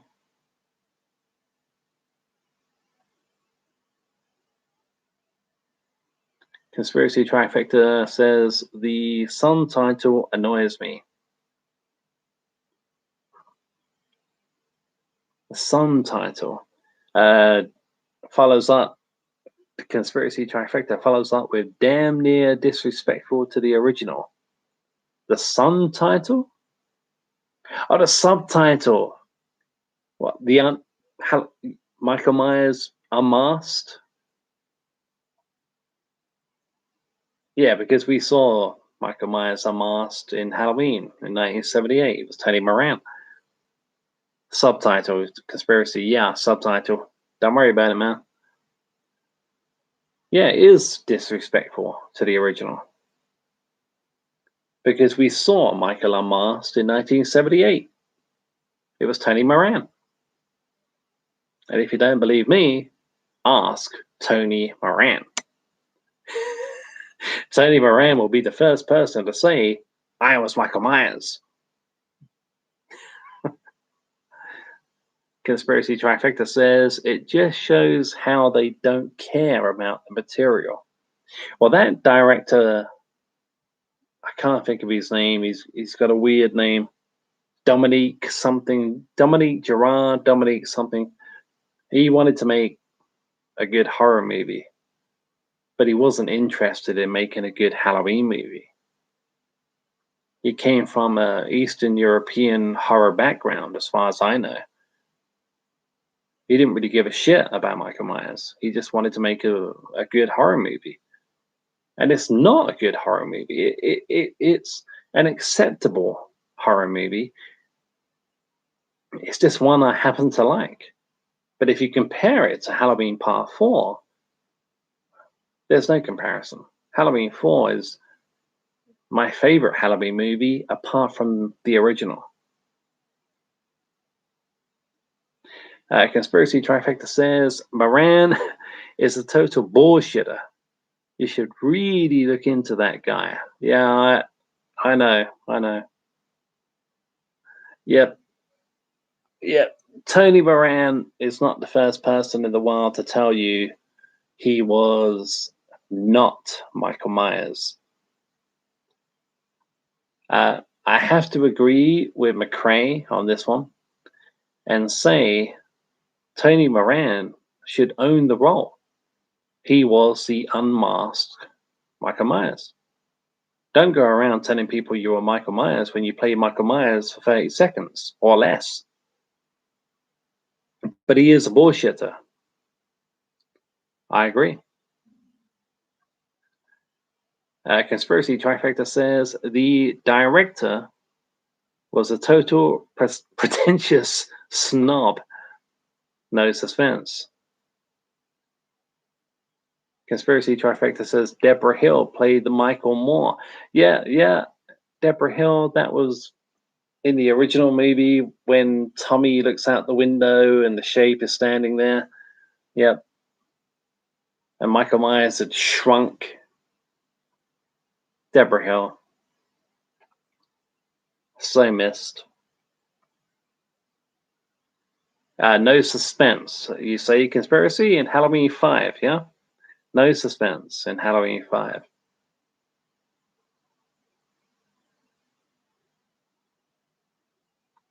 I think there's some suspense in Halloween 5. I think Halloween 5 gets a bad rap.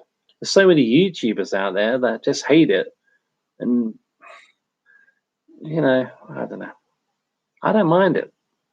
It's not great. Halloween 5 isn't great. If you go back to my first ever video here at Movie Chat and More, you'll see what I like about it. Conspiracy Trifecta and Little Michael, yeah, the hand in the drawer pulling out the knife. Deborah Hill, yeah, that was indeed Deborah Hill's hand.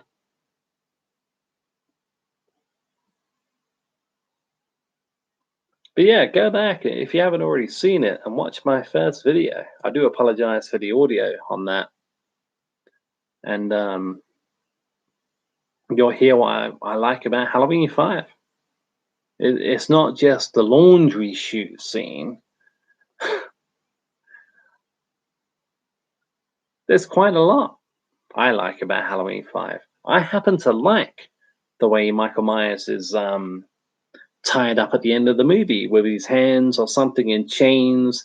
The guy is supposed to be a human being, yeah? A human being with supernatural elements. So why would they not put Michael Myers in a prison cell and lock him up? And he's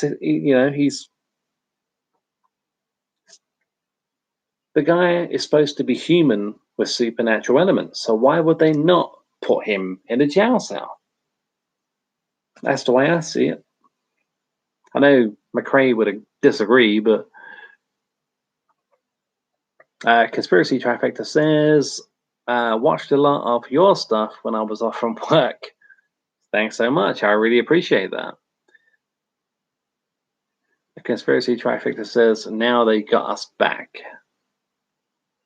Now, now they got us back. What do you mean by like 2018 and kills?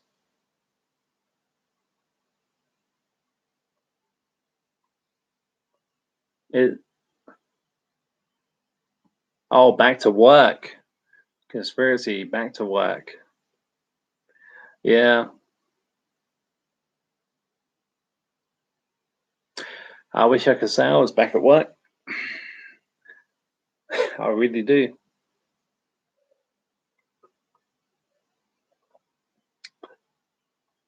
Tia Summon for nothing. It ain't COVID. It's not COVID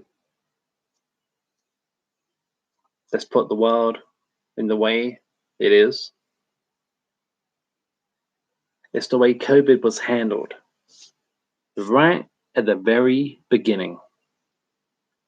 That is why we're in the shit that we're in. Not because of the disease itself, because of the way it was handled at the beginning. And that's it. But who would have believed it? How do you on? What do you think about Boris? Well, who would have believed it? Who would have believed it? It's a living hell. This is like turning on a bad movie on the Sci-Fi Channel. To me, we all have to go out wearing,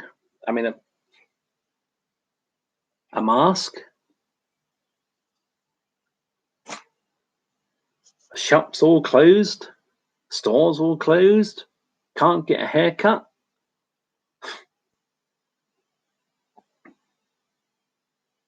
It's not COVID. It's the way COVID was handled. But then, like I said, no one could have predicted this. No politician could have predicted this. Conspiracy Trifecta says, to be fair, no one knew shit about it at the beginning. Well, to a degree, Conspiracy, to a degree, I agree with that. The thing is, here's here's what I want to say about that. And you're right. To be fair, you are right. No one knew shit about it at the beginning. United Republic, I think COVID is here for a different reason. United, maybe. The thing is, when it comes to COVID-19, I don't call it the coronavirus because coronavirus is the cold. It's a cold. We've all had a coronavirus at some point in our lives, but we haven't all had COVID-19. That's why you'll never hear me call it the coronavirus. And if you do, my apologies. Look, there are certain countries in this world that still,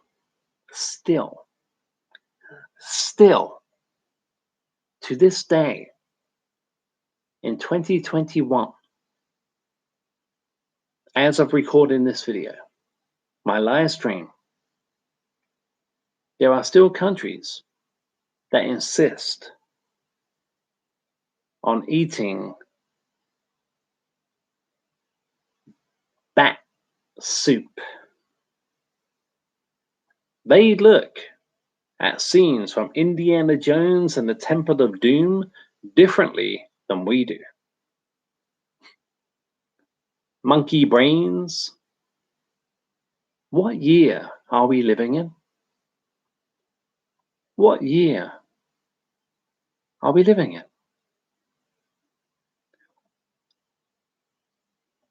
I'm not saying anybody brought this about deliberately. I'm not saying that at all. But when you have certain countries on this planet in 2021, rather than cook a meal, would rather eat bat soup. I'm not saying that's going to cause a worldwide pandemic. I never thought it would. But why? Why? Why the fuck in this day and age, do you have to eat bat soup? Why? Why? Why do you have to eat monkey brains? That's where it started.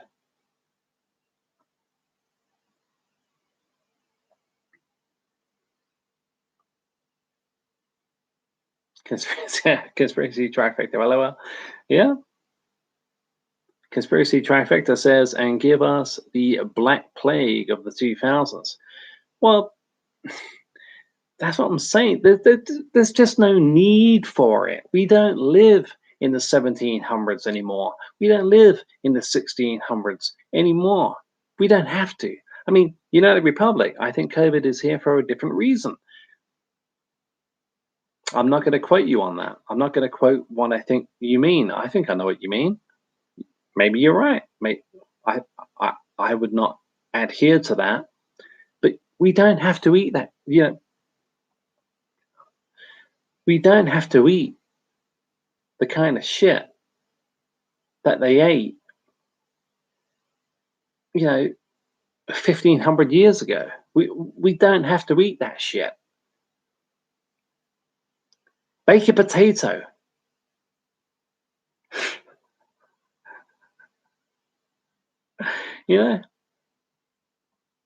It's the diets of these countries could never lead to something good.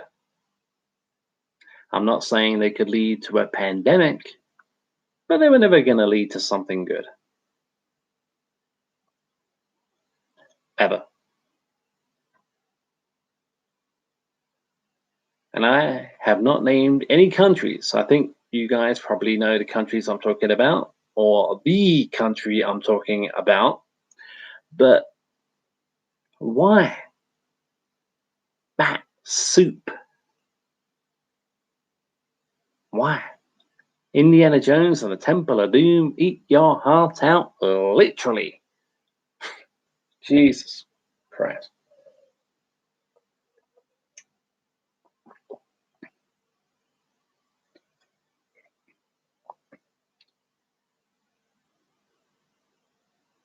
Anyway, guys, that's probably enough about COVID at the moment.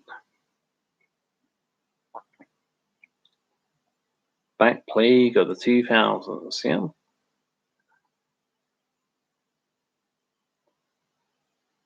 But that's how I feel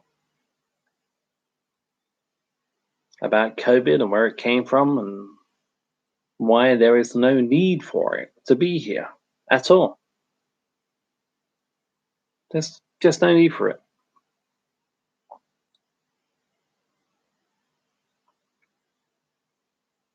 Okay, guys, we got 4 people in the room. Nearly 2 hours, just 1 hour and 59 minutes in. Conspiracy Trifecta says Dave was kidding when talking about eating a shit pizza. Oh, yeah, that. Or is it half a shit pizza, half a shit sandwich, or something? Yeah, no, I'm not talking about. I'm not talking about Canada's cuisine.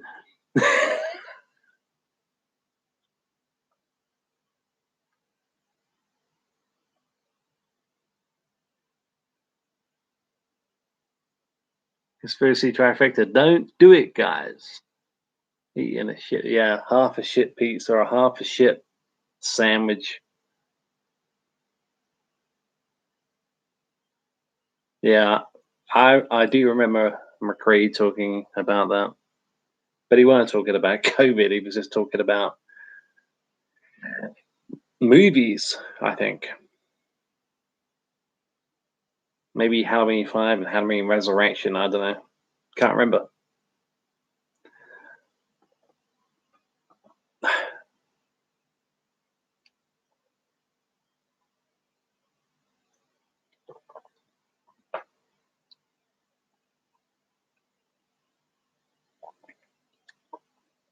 Hi guys, we are 2 hours in.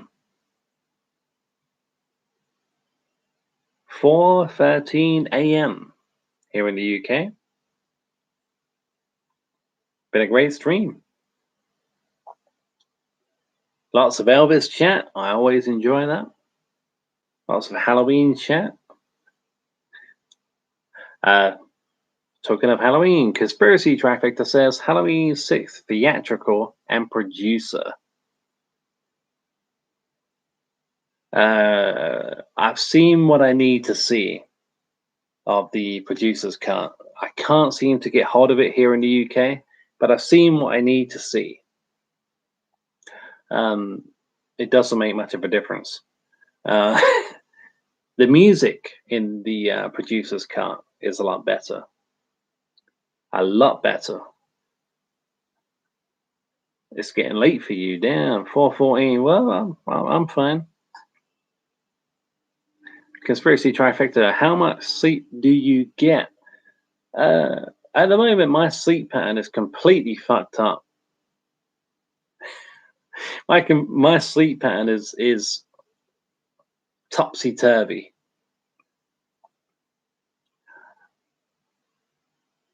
I mean, sometimes I'm living the life of a fucking vampire. But I get enough sleep. One half of the clock. Conspiracy Trifecta says there is a bunch of different footage. Yeah, the most, I'll be totally honest, Conspiracy, the most I've seen with Halloween 6 producer's cut is in Deca Shadow's review. You know Deca Shadow? I think once you said before you knew Deca Shadow. And he shows you a shit ton of footage from the producer's cut. And I've seen documentaries with the producer's cut. And to me,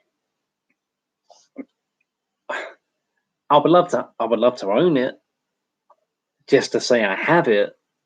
But Halloween 6 is not one of my favorites anyway. But the Halloween feel and the Halloween atmosphere is good in Halloween 6. I would love to own it. But the thing is,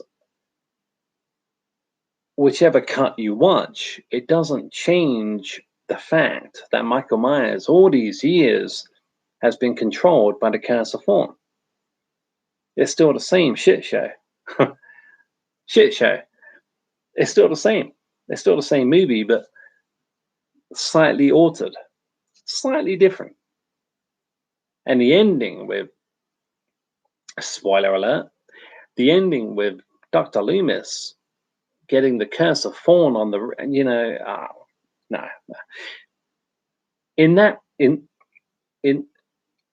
In regards to that, in regards to Dr. Loomis being contaminated with the Curse of Thorn and the theatrical release, I would choose the theatrical release because Dr. Loomis Michael Myers becoming the Man in Black, and then Dr. Loomis, it's awful, awful. Conspiracy Trifecta says if they were smart, they would have just had Michael be with the curse from Halloween 4 on. Well, that's what I like about Halloween 4. Well, I love virtually everything about Halloween 4. And it's called Halloween 4, 5, and 6, the Thorn Trilogy. But Halloween 4 had nothing to do with the Thorn Trilogy. The Curse of Thorn. 5 and 6 did. Halloween 4 had nothing to do with that shit. Aurora, do you smoke weed? No, I don't. I don't even smoke anything. Conspiracy Trifecta says they went with him always being that way, and I just don't buy it. Neither do I. Okay. Conspiracy Trifecta says even love Wade. Wade. Halloween 4? Wade. Oh, that's the blonde guy. The blonde guy. The long blonde. Yeah. Fuck off, Wade. Yeah. Her daddy don't scare me. Yeah, Halloween 4. I do sometimes think Halloween 4 is my favorite. But then I come to my senses and realize that 78 is a better movie, but Halloween 4, it's tough, man. It's tough. Aurora, how often do you drink alcohol? Quite often, Aurora, to be honest. I mean, in the last year, there's not been much else to do. You know? But no, I don't smoke weed. I don't do drugs. But alcohol is a drug, so yeah. Every day, every do I drink alcohol every day? Pretty much. Yeah, pretty much.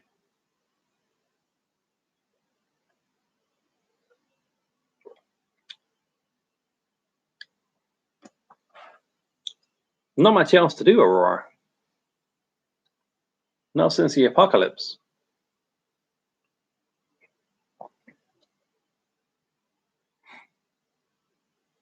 Aurora says, not good. I know it's not good, but what is good in this day and age? You know, we're living at the moment in a post-apocalyptic world. A post-apocalyptic world. What is good?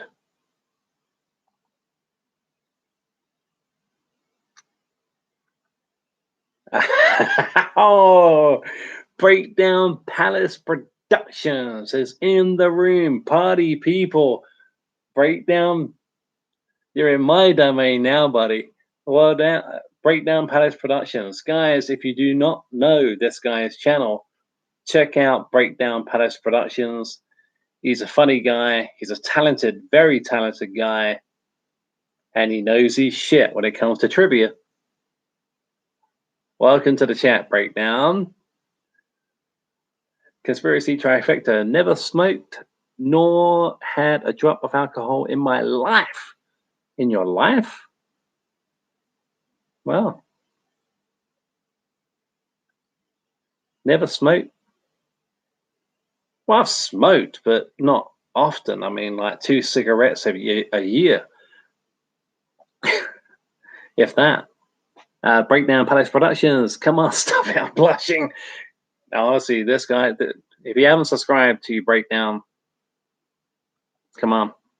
Where have you been? This guy's awesome. Conspiracy Trifecta. You should live in a red state like me. Nothing like a post-apocalyptic world. Nothing like a post-apocalyptic world.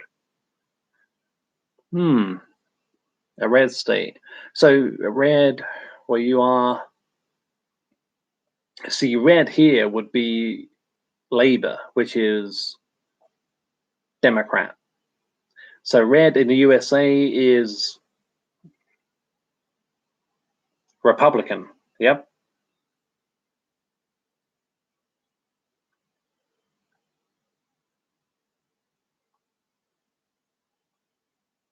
Well, at the moment here in the UK, we are living in a post-apocalyptic world. Aurora, do you like energy drinks? I do. Aurora, I do. My favorite is Green Monster. Green Monster energy drink with the green logo, the original Monster. I like Red Bull too.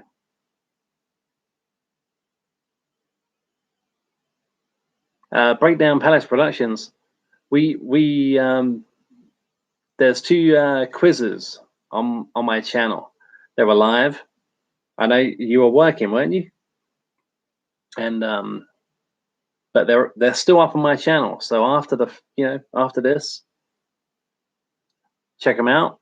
Turn off the live chat and see how you do, Breakdown. I think you do well. Conspiracy trifecta, yeah, but no one's really a Democrat or Republican, to tell you the truth. Is that right? I've never even been to the USA, but I'm not voting anymore. Not where I live. Local elections, proper elections, no, I'm not voting anymore. Aurora says, I love Red Bulls. Yeah, Red Bull. Expensive, but the Green Monster is expensive. Yeah. Yeah, Red Bull. The first Red Bull I have ever had was back in the days of, I think, 1997, something like that. And a friend and I were playing one of the wrestling games, SmackDown 1, SmackDown 2, and we were playing the Royal Rumble, which I never won. Drank the Red Bull, went into the Royal Rumble, came out at number 14, 15, something like that, and I won the Royal Rumble on a Red Bull.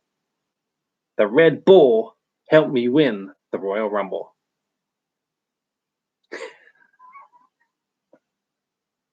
Cool story. Thank you, Aurora. Breakdown Palace Productions. Are you still here, buddy?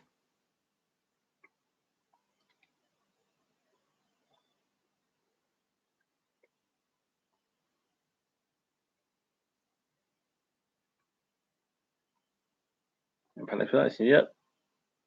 Thank you for joining the stream. Really appreciate it.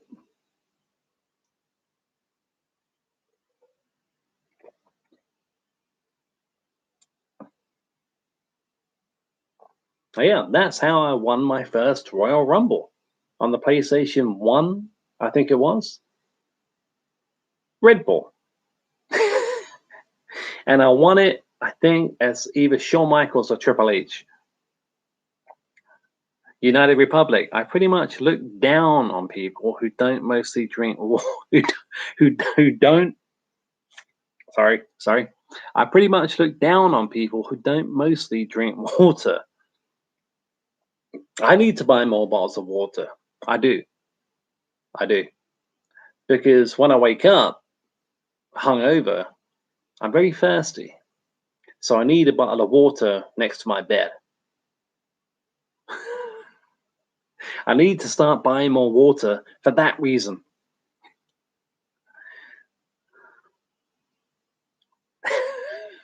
Breakdown Palace Productions, United Republic looks down on me then.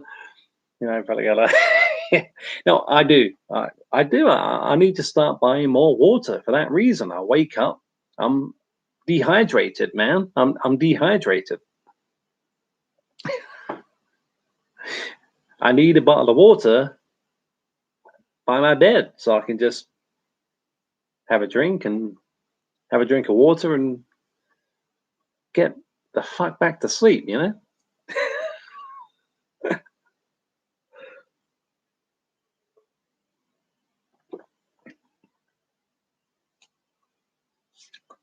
I have an order of shopping coming tomorrow and I forgot to add water. Can you believe that? Where else am I going to get water from? Breakdown Palace Production says, my argument is Diet Coke has water in it. Can I use that one? Breakdown, can I use that one? because I think cider has water as well. I think beer has water. I'm going to use that one, Breakdown Palace Productions. Conspiracy Trifecta says everything has water in it. Exactly. That's why I'm taking that one. It's funny though, Diet Coke. I prefer Diet Pepsi. Yeah, exactly. Breakdown Palace Productions. I rest my case. Yep. Yeah, Diet Coke, Diet Pepsi. I prefer Diet Pepsi out of the two. Seriously, I do.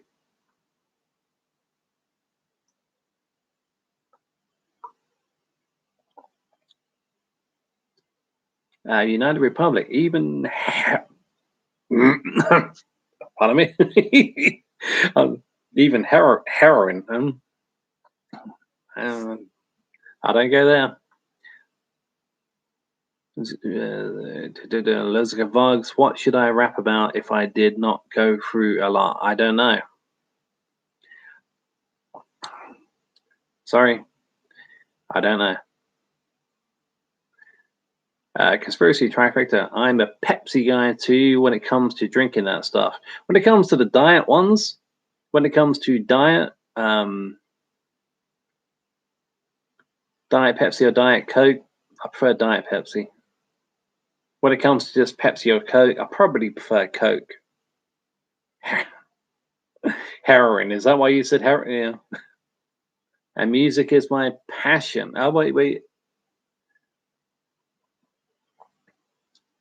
I haven't got. I wish I could help you, Vlogs. I don't know shit about that kind of stuff, man.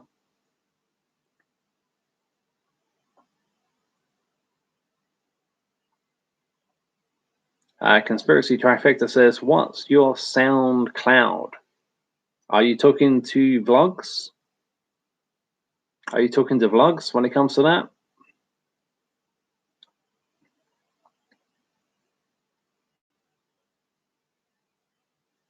Yeah.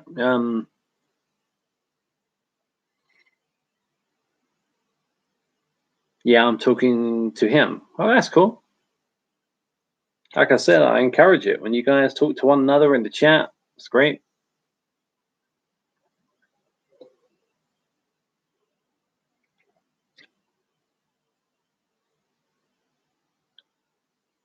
Uh, do, do, do, do, do, do.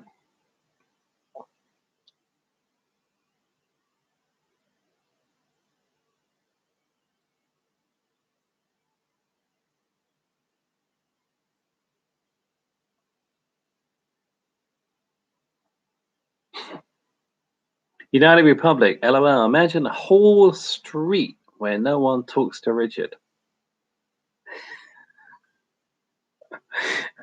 Imagine a whole street just to everyone in the chat. Well, look, I do have a couple of quiz questions. I mean, I asked a lot of these earlier. Well, all of them. I can ask a couple of trivia questions. I mean, most of you, you know, a lot of you guys weren't here earlier on in the live stream. I can do a couple of trivia. Got all the questions down here. Conspiracy Trifecta, assuming you mainstream, that would be a good April Fool's Day thing. Assuming you mainstream, that would be a good April Fool's Day thing. Oh, what, like nobody shows up? That wouldn't be April Fool's Day, that would be a lot of days.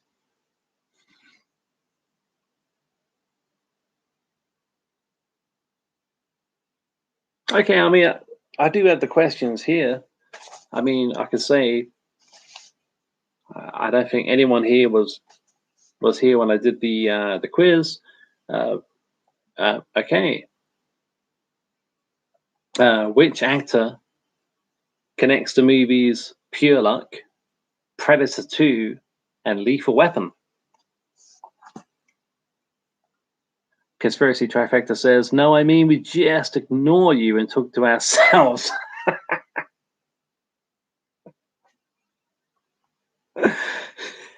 I encourage it when you talk to one another, but don't, can't ignore me. Breakdown Palace Productions, Danny Glover. Well done, Breakdown. I had a funny feeling you might know that, but you got it really fast. Let's flip over a few questions here. I don't want to insult Breakdown Palace Productions intelligence. Okay, question 129. What color was the front door to the Elm Street house in the original Freddy movie from 1984? What color was the front door in the original movie? Conspiracy Trifecta, blue. It was blue. Well done, Conspiracy. See how far back we can go. Breakdown Palace Productions, yellow. It was blue, Breakdown. Okay. Who plays John Kreese in Cobra Kai?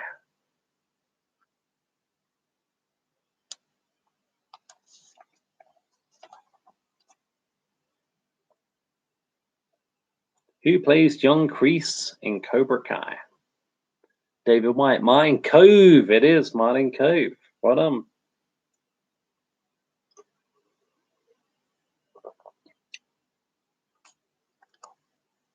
Okay, another question, movie question.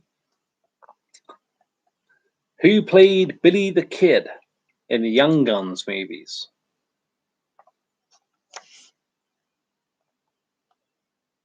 Who played Billy the Kid in the Young Guns movies? David White, were you upset we weren't there or let down? No, it's fine. Look.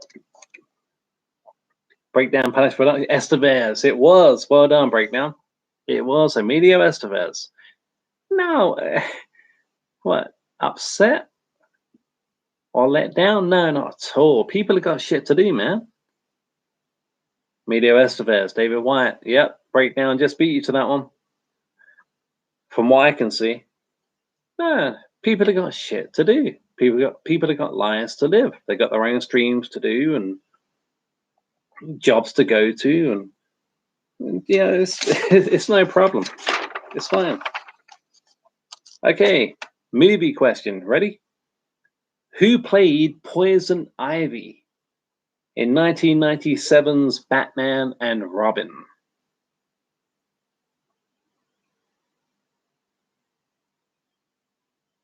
But no, David is fine.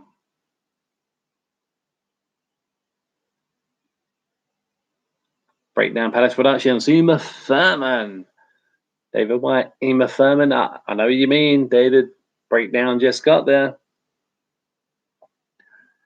The way I see it. Well done, Breakdown. Okay, let's see. Okay. In which movie? Wait, let's see. Okay. In which movie did Tom Hanks and Carrie Fisher play husband and wife?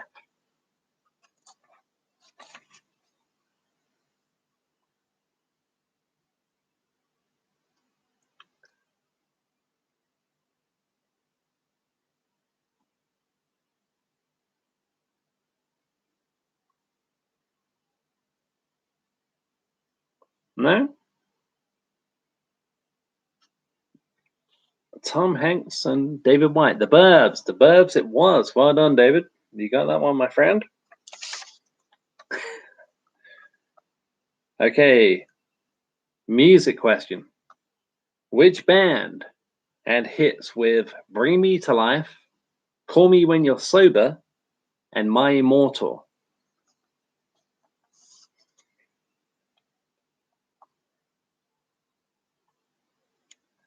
Come on, guys. One of you're going to know this.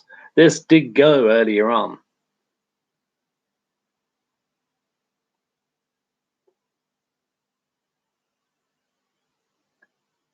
Breakdown Palace Productions, Evanescence. It was Evanescence. Well done, Breakdown. David White, Evanescence. It was. It was. What do we have? Oh, this is a funny one. Funny one. Who who played TV's Lieutenant Columbo?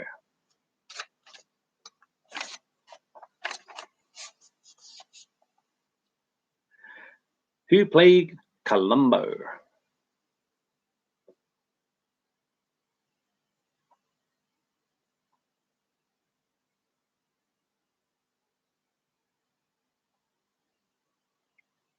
I don't think anybody got this earlier. Breakdown Palace Productions, Peter Sellers. It was a Peter somebody, but it weren't Peter Sellers. It was a Peter somebody. You're close.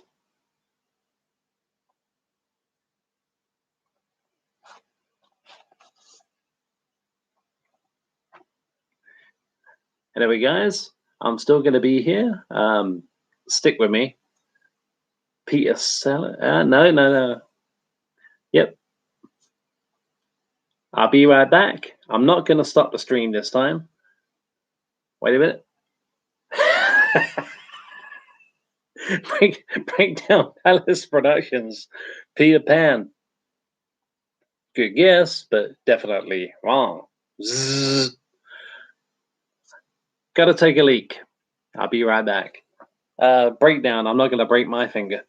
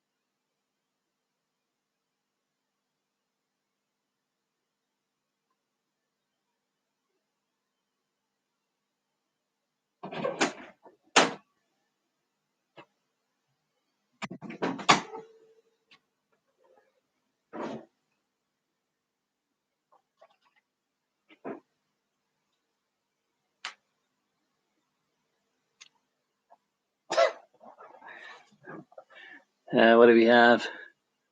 Breakdown Palace Productions. Fuck, I don't know. Violent J. It was Peter Falk. Peter Falk was Lieutenant Columbo.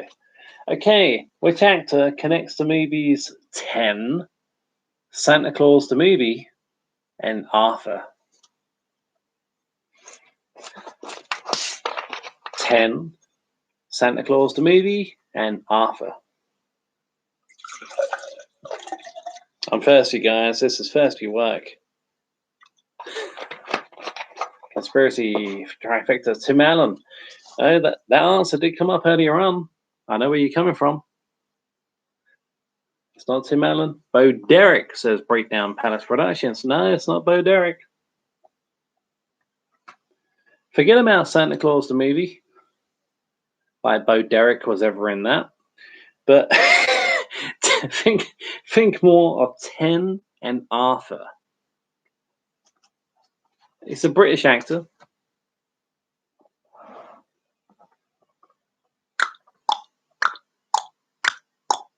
David White, Dudley Moore. Well done, David. David, well done. No one got that earlier. You weren't here. No one got that. Well done.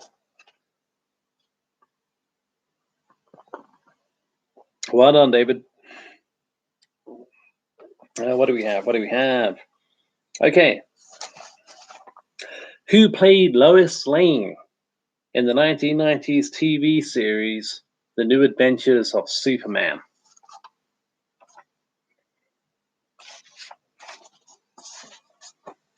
No one got this earlier. Breakdown Palace, Terry Hatcher. Terry Hatcher it was. Quick on the buzzer there, Breakdown.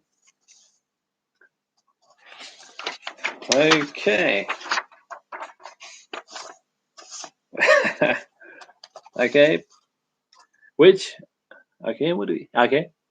actress connects the movies Phone Booth, Batman Begins, and Disturbing Behavior? Phone Booth, Batman Begins, Disturbing Behavior.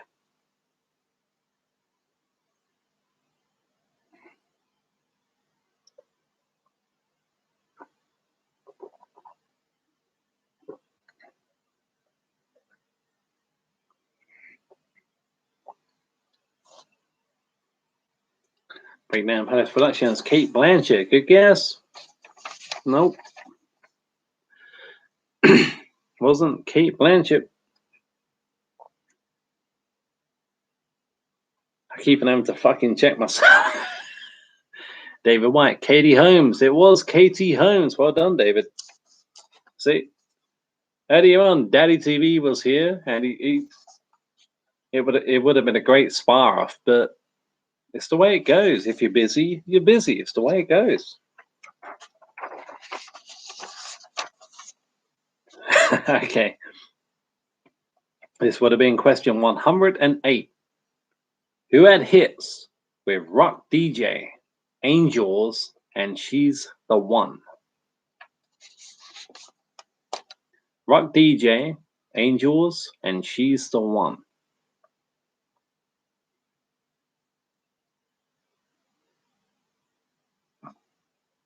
And before you say it, Breakdown, it's not Insane Clown Posse.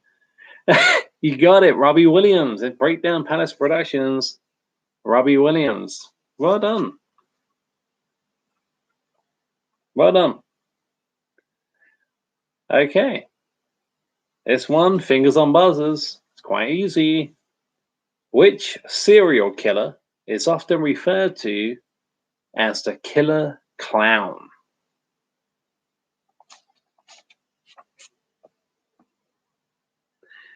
David White says, was looking forward to beating him. But I also forgot about it. You were gone for a while, and I thought it was last week, so I just assumed you were leaving for a while. Yeah, I had to reschedule. I had a bad stomach, and my eyes weren't great. I'm sorry about that, David, but I did reschedule. Breakdown Palace Productions, Gacy. It was. Yep, it was Gacy. David White, Gacy. Conspiracy. Tim Curry.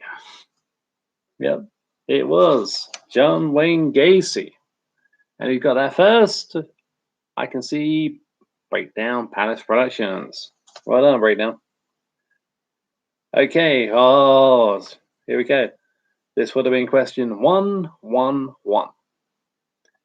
The Mouth of the South was the nickname of which wrestling manager? The Mouth of the South. And no, it's not me, Richard, from Movie Chat and More.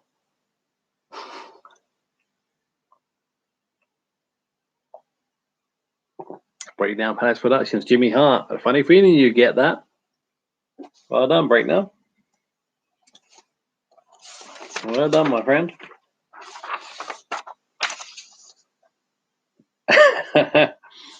Okay, this would have been 115. Well, it still is 115. Part man, part machine, or cop was a tagline to which 1987 futuristic action movie? Part man, part machine, or cop. Can't see this lasting too long. No, it didn't last too long. Breakdown Palace Productions, RoboCop it was.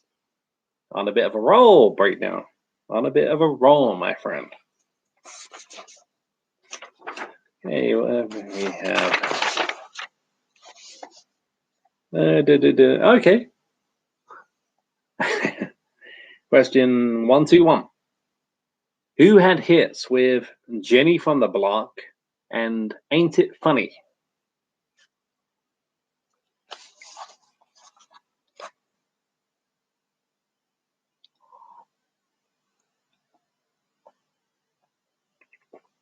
Breakdown Palace Productions done it again. Jennifer Lopez. It was Jennifer Lopez. We have. Okay. Which band had hits with Breathless and Runaway? It's not the Insane Clown Posse.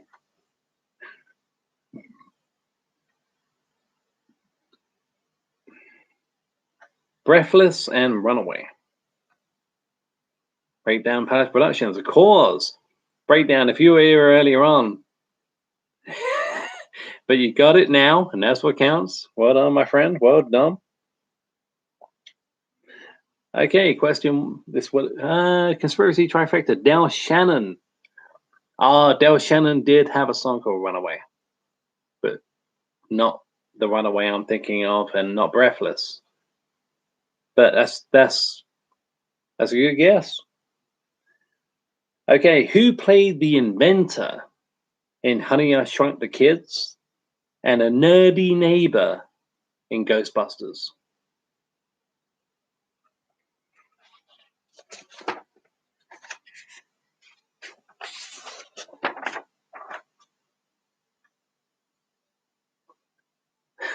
The inventor in Honey, I Shrunk the Kids and a nerdy neighbor in Ghostbusters.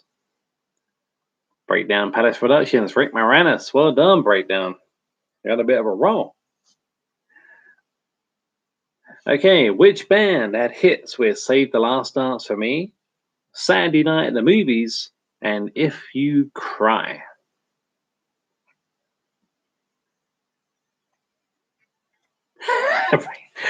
Breakdown Palace Productions. I am a god, bow before me. Breakdown Palace Productions. The Drifters. The Drifters it was. It weren't the Insane Clown Posse. Well done. Well done. Okay.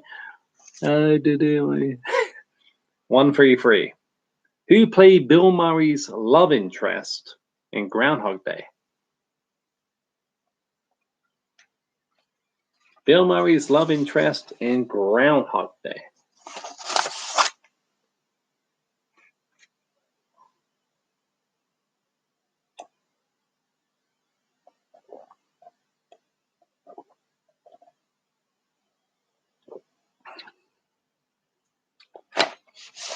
No one know that one? Are you thinking?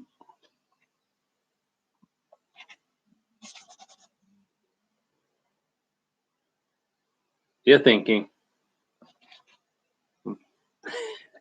Breakdown Palace Productions. You're thinking.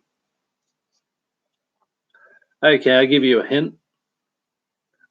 This actress was also in Green Card. I think it was called Green Card.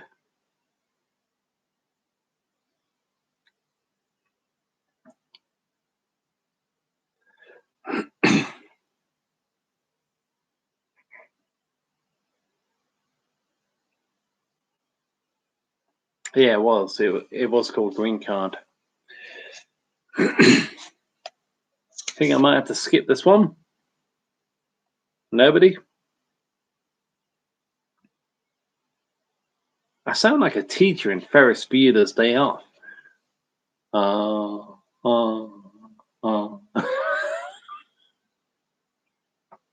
Okay, Bill Murray's love interest in Groundhog Day was Andie MacDowell.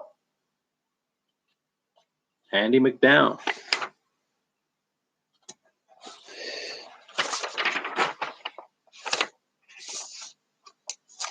Okay, a music question. You ready? Which group? Wait. Yeah, Breakdown Palace. Which group had a 1999 hit with No Scrubs? Somebody got this question earlier on. I think it was Daddy TV.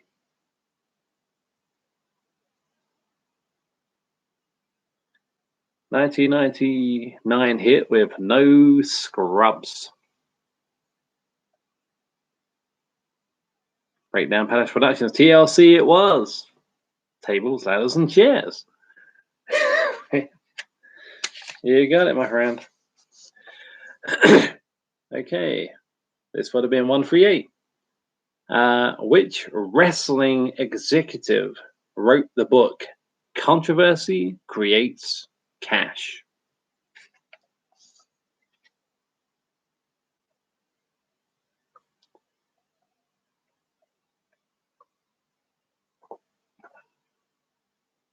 Controversy Creates Cash.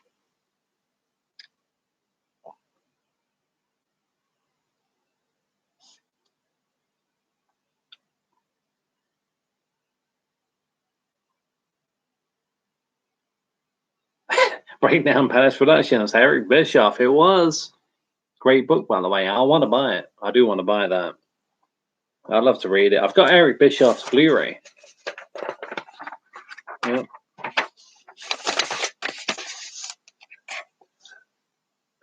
Okay. This would have been 140, and it is 140. Michael Lee Aday is the real name of which iconic rock star? Michael Lee Aday. I do want to read that book.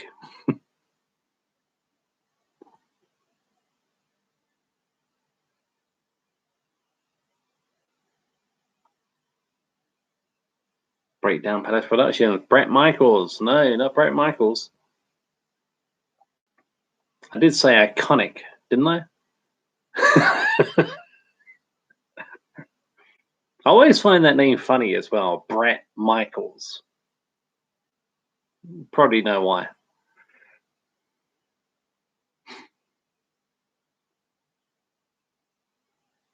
No one knows?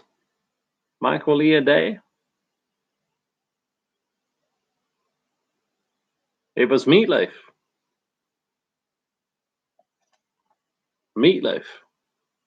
Michael Lee Aday is Meatloaf. Okay. Next question. Yep. What was the opening match of WrestleMania 10?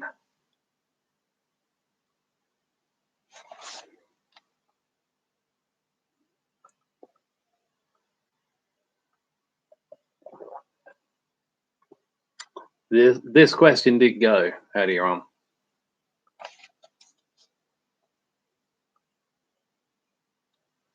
Breakdown Palace Productions. Hogan versus Brad. It was. And the best opening match of any WrestleMania. It's funny, any people are saying that now, but it is of all time. Okay, at which WrestleMania did Randy Savage defeat 4 guys in one night to become the WWF champion?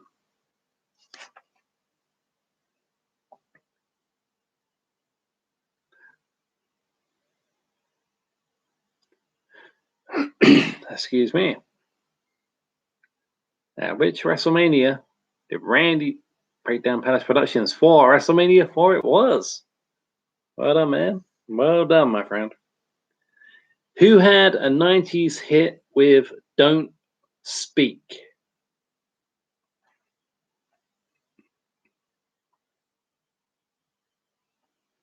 Music question. Who had a 90s hit with Don't Speak?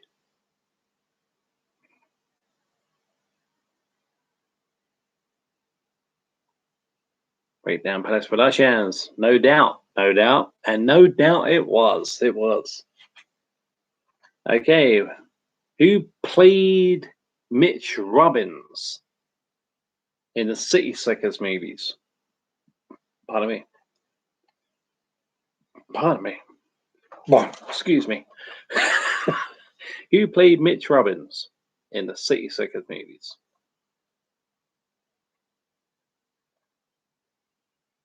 Breakdown Palace Productions, Daniel Stern. No, Daniel Stern was in both of them, but he didn't play Mitch Robbins. He played Phil.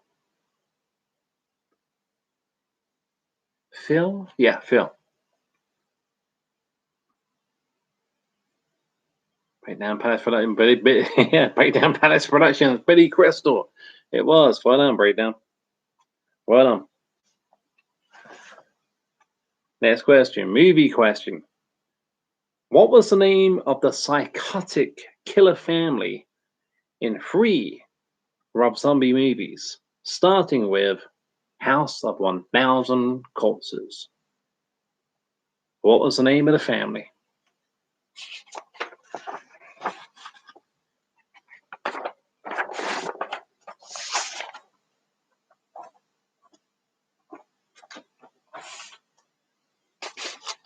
Conspiracy Trifecta, Firefly, Breakdown Palace Productions, Firefly.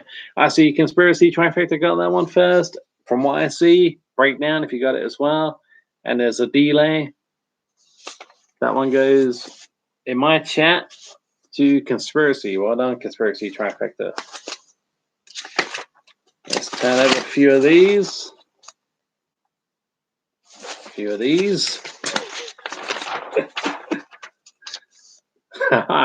Okay. Oh, yeah.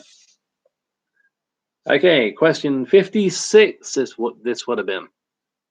Who starred alongside Steve Martin in a lead role in Dirty Rotten Scoundrels?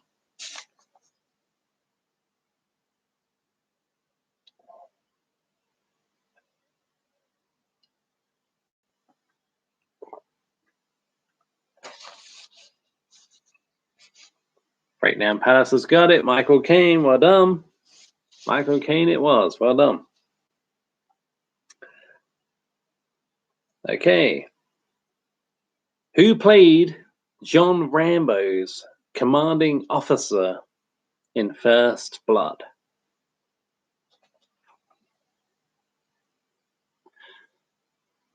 Not the name of the character, the name of the actor.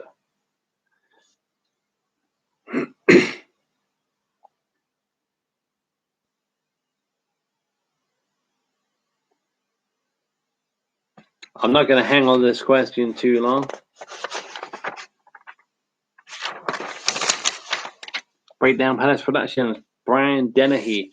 No, he was the cop. He was the sheriff, wasn't he, in First Blood? It's a good guess, though. The answer to that one was Richard Crenna. Breakdown, don't give me that face.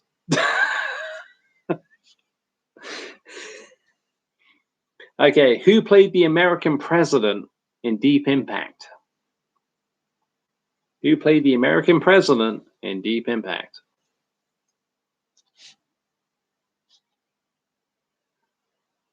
This should not last long.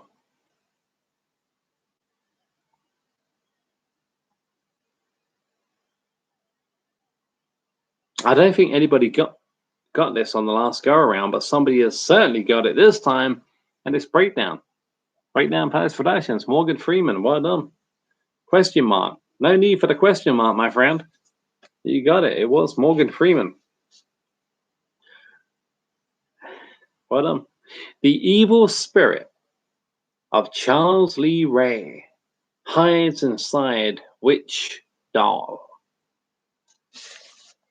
Don't give me that face.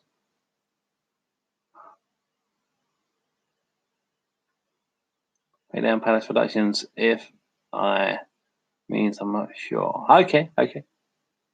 Breakdown Palace Productions, good guy doll. Can anyone get closer than that? Otherwise, the point goes to... Oh, here we go. Yep.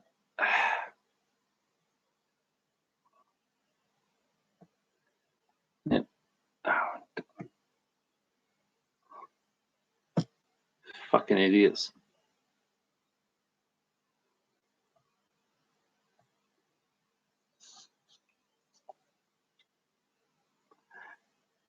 Breakdown Palace Productions, good guy doll. Yeah, we had a troll. We get him from time to time. You know what it's like, buddy. Good guy doll. Come on, what? Charles E. Ray. Someone Breakdown Palace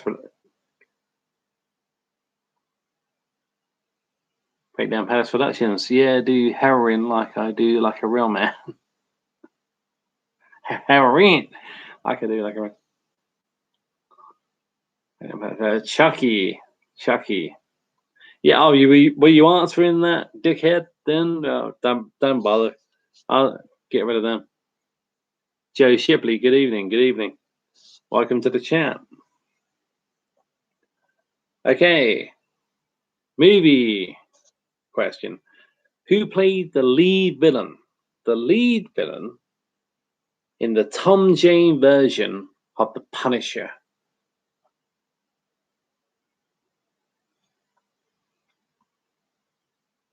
The Tom Jane version of The Punisher. Who played the lead villain?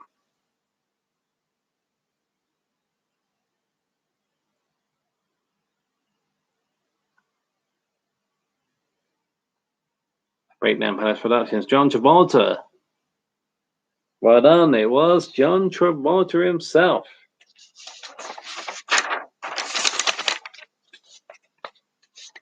It was. Okay.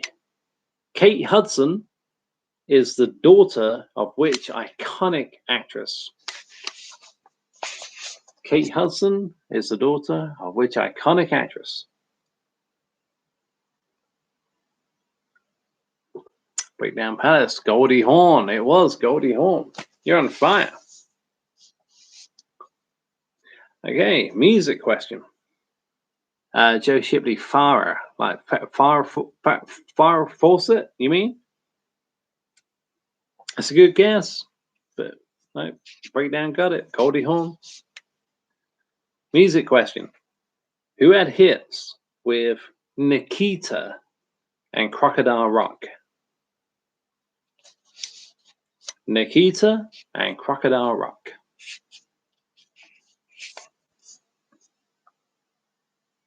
Joe Shipley, Elton John. Well done, Joe. Well done, Joe Shipley. It was Elton John.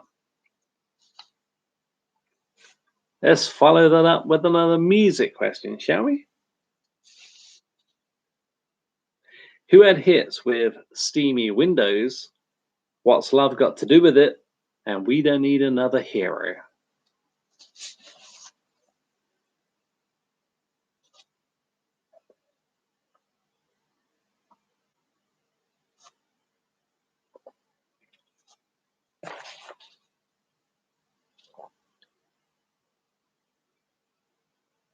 Joe Shipley, Paula Abdul.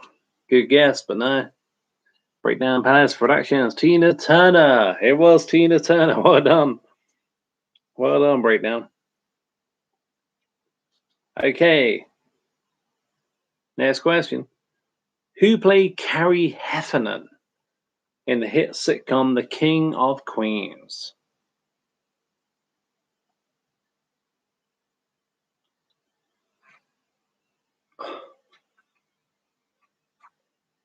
Who played Carrie Heffernan?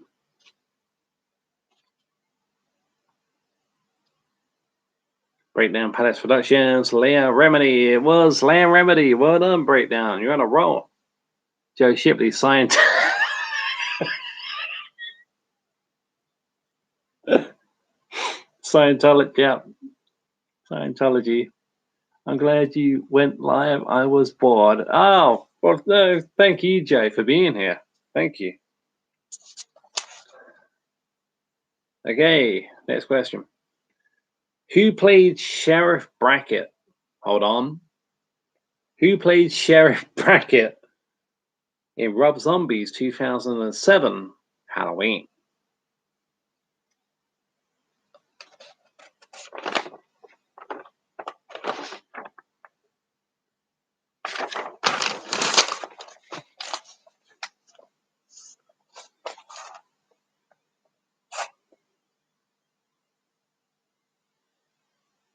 Joe Shipley.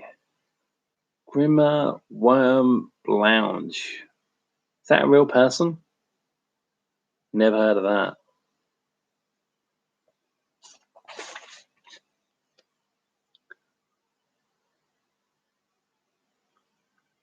It was Brad Dourif, the voice of Chucky, believe it or not. It was Brad Dourif. Breakdown Palace. Yep, Brad Dourif, Breakdown Palace.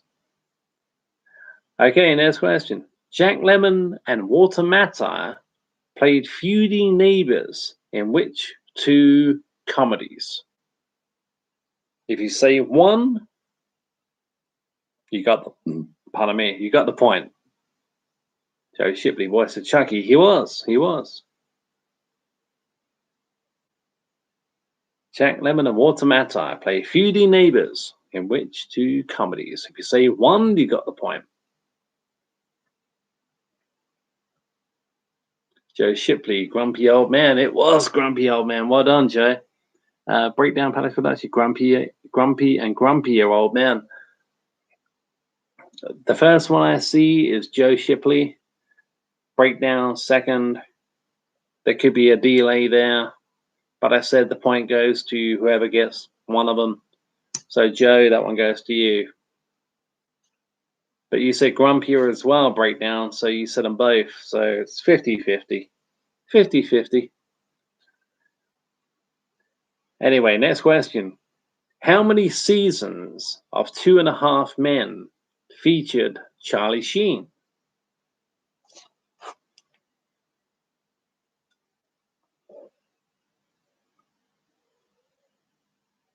Breakdown Palace Productions, 11. No, not 11.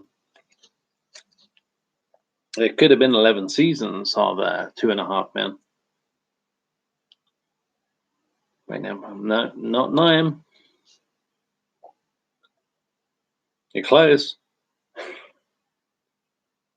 Joe Shipley, 6. Nope. You're close too.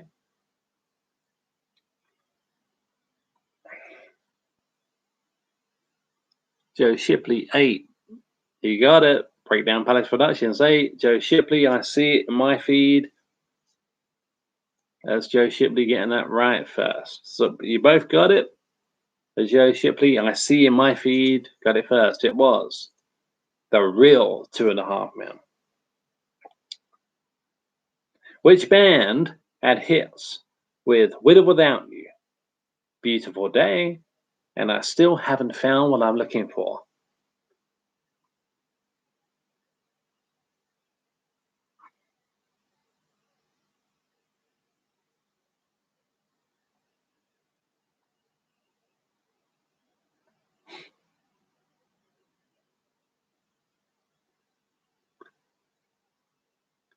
Joe Shipley, if I win, I get unbanned from Artist Channel. That's got nothing to do with me. Joe Shipley, you too. Breakdown. Yeah, it was you too. Well done, Joe Shipley. Well done.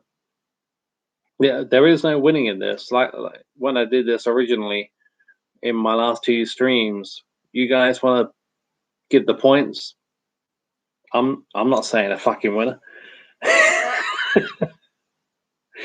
Okay, next question. This is simple. Come on. Who directed Rear Window, Vertigo, and Strangers on a Train?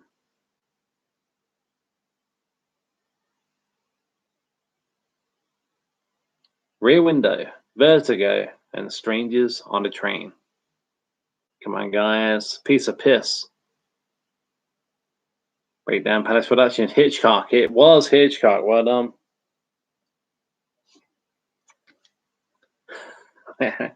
Okay, next question. Sam Malone was the lead character in which iconic US sitcom? Sam Malone.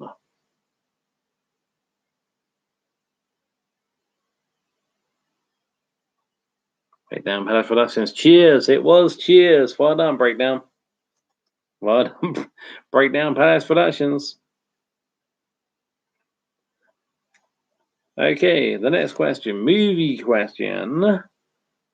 In which movie did Audrey Hepburn make her last appearance? In which movie did Audrey Hepburn make her last appearance?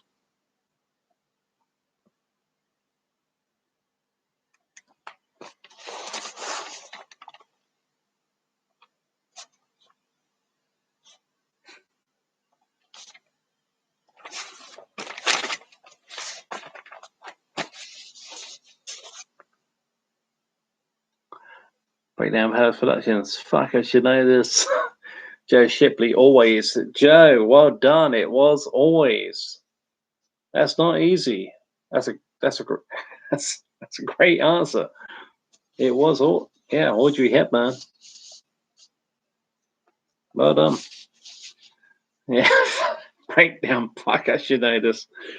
Well, you might know this one, Breakdown, but you got to be quick on the mark.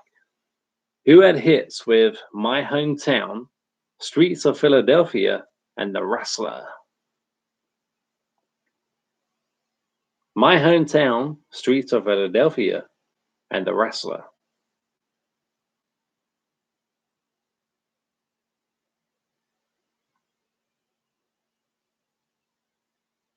Joe Shipley, Nick Nolte, nope.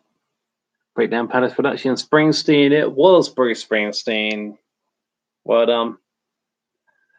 Well done, Breakdown Palace. It was Bruce, the boss himself. Who starred, TV question, who starred alongside Michael Landon in the 1980s TV series Highway to Heaven? His character's name was Mark.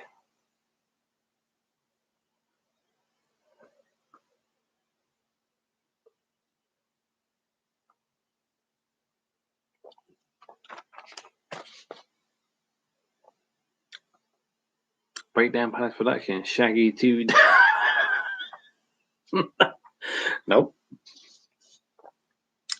Funny, the other day, Breakdown, you got Michael Landon. When I was on your stream, your brilliant stream, I should say. You don't know who played Mark? Anyone knows who played Mark in Highway to Heaven?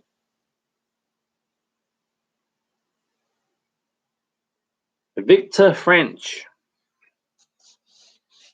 Victor French. Joe Shipley, no clue. Victor French. Okay, next question.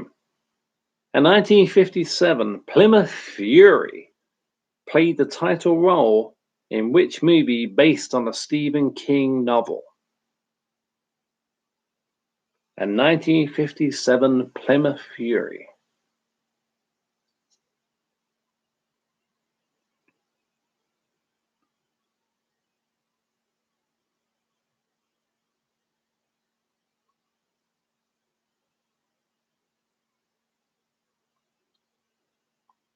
Joe Shipley, Christine. It was Christine. Well done, Joe. Well done. Okay, Breakdown Palace Production. Christine, yeah, I see Joe getting it first. You still got it, Breakdown, but in the stream I see Joe got that one. What was the immediate sequel to National Lampoon's Vacation? Not just a sequel, the first sequel. I got a funny feeling this won't last too long.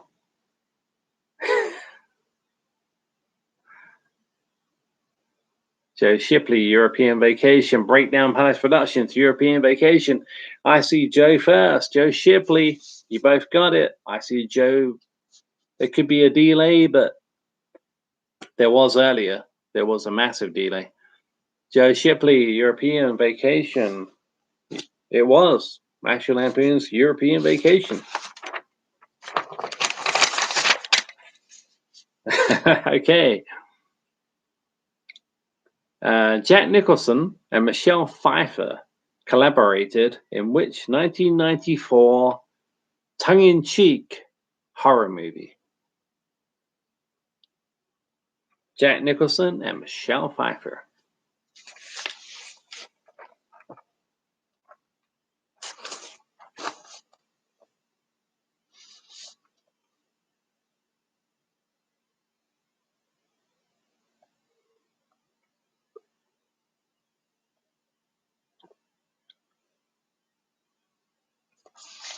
This question did go earlier on. Joe Shipley, Wolf. Well done, Joe. You got it. Well done, Joe Shipley. Okay, which band, music question, which band performed the song Dream Warriors for A Nightmare on Elm Street Part 3?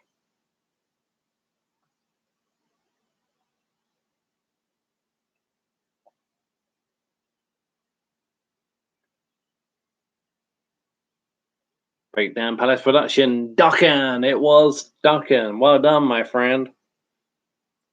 Well done. It was Dokken. Joe Shipley, Dokken. That time, see? Swings and roundabouts.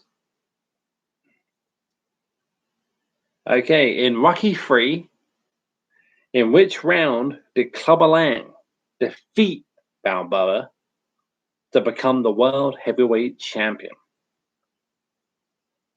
In Rocky 3, in which round did Clubber Lang defeat Balboa to become the world heavyweight champion?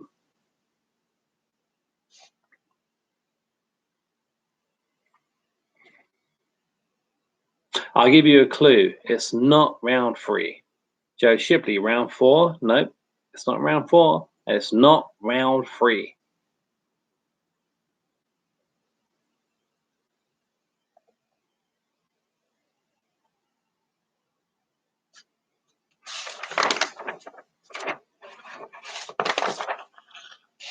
Breakdown Palace Productions, 7? No, it wasn't round 7. Answer to that question was round number 2. Round 2. Okay, next question. Who played the title role in the sitcom My Name is Earl? Who played the title role?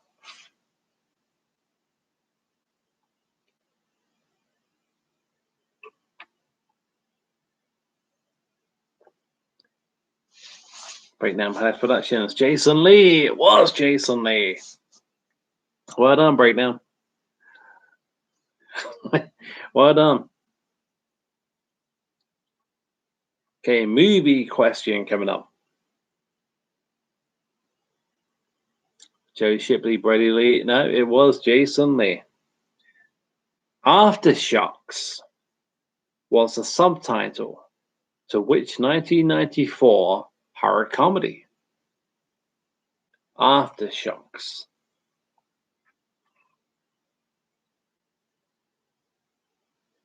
Breakdown Palace Productions, Tremors. Can anyone get closer to that? We had this earlier on.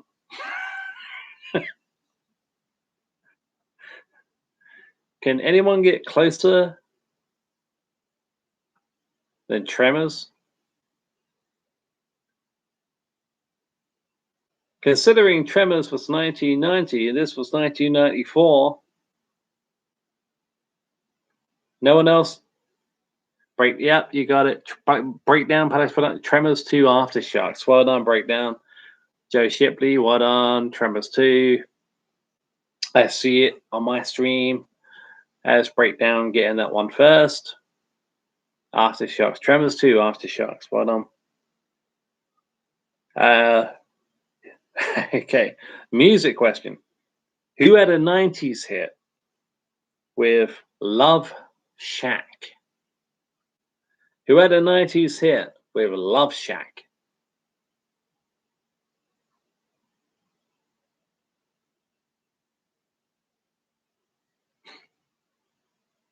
I keep looking at the stream because I know someone's going to get this.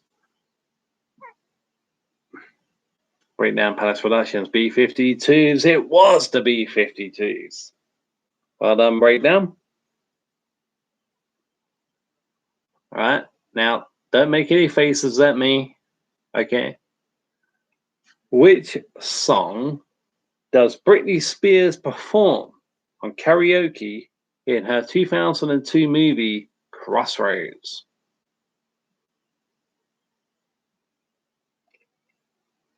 Which song does Britney Spears perform on karaoke in her 2002 movie Crossroads? Breakdown Palace Productions, I Love Rock and Roll. It was I Love Rock and Roll. Joan Jett and the Blackhearts. Well done. Okay, what do we have? Yep, we're still good. Okay, which actress connects the movies Armageddon and The Strangers?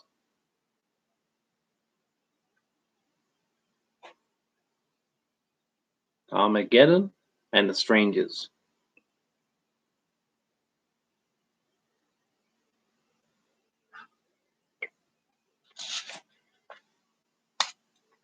Breakdown Palace Productions. Liv Tyler. It was Liv Tyler. Well done, Breakdown.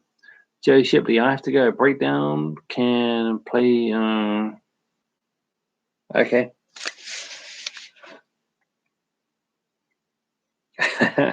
Okay, it's a music question plus a little bit of TV. Which Queen song featured in the second season of Cobra Kai? Which Queen song featured in the second season of Cobra Kai? Yeah.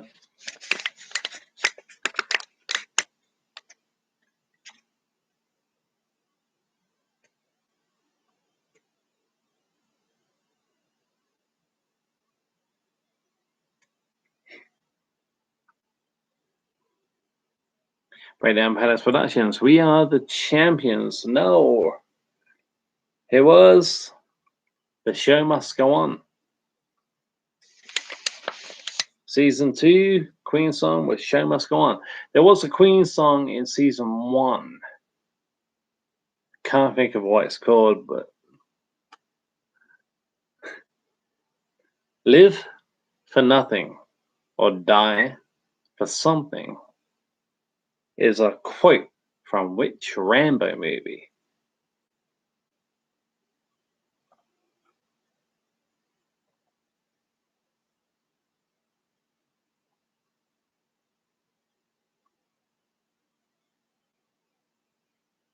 I know we got 3 people watching. Breakdown Palace Productions. I know you're not a massive Rambo fan. No idea. Nobody else? It was Rambo 4. Rambo. It's called Rambo. Rambo 4. If you'd have just said Rambo, you'd have had the point. Who played, movie question, who played the title role in Paul Blart Mall Cop?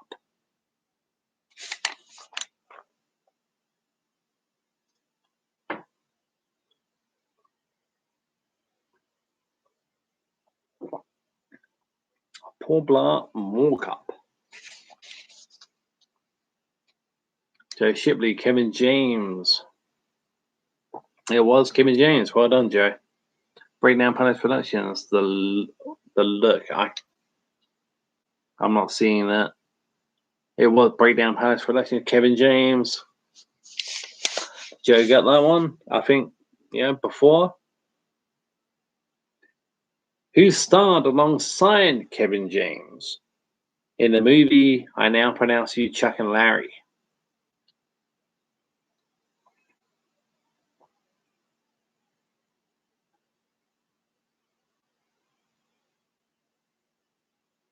Joe Shipley, Adam Sandler. It was Joe. It was Adam Sandler.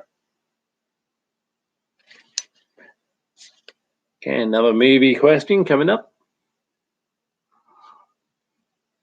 Don't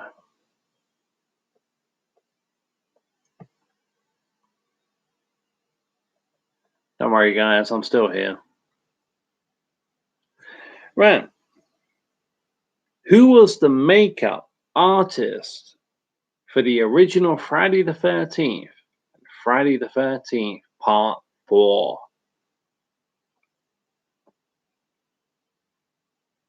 Makeup artist. Friday 1 and Friday 4.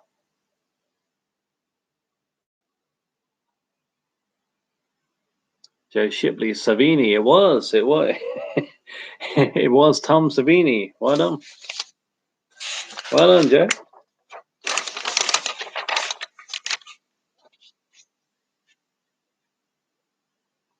Okay, you ready? In which year did the Titanic sink? Breakdown Palace Productions. Alrighty, I'm out, dude. I'll see you live tomorrow if you ain't busy. Okay, Breakdown. Hopefully I'll see you tomorrow. Thanks for joining my stream. I really appreciate it. 1912. Yeah, it was 1912. Breakdown Palace Productions, 1912. Okay. This is 3:16. 3:16. 3 hours and 16 minutes into the stream. Could be time to call it a day. I'm not sure. We got 2 people watching. I'll do a couple of more questions and then probably call it a day. From which movie gave birth to the phrase Bunny Boiler?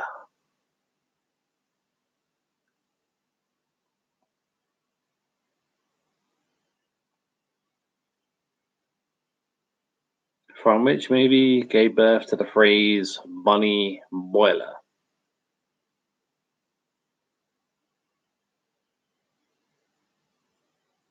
Joe Shipley, no clue. It was Fatal Attraction.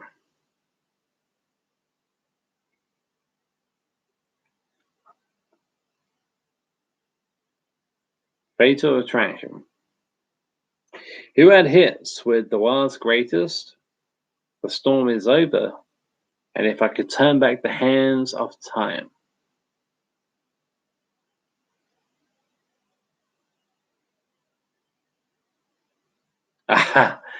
Joe Shipley, yeah, If I Could Turn Back Time. Nope, it was The World's Greatest and The Storm Is Over as well.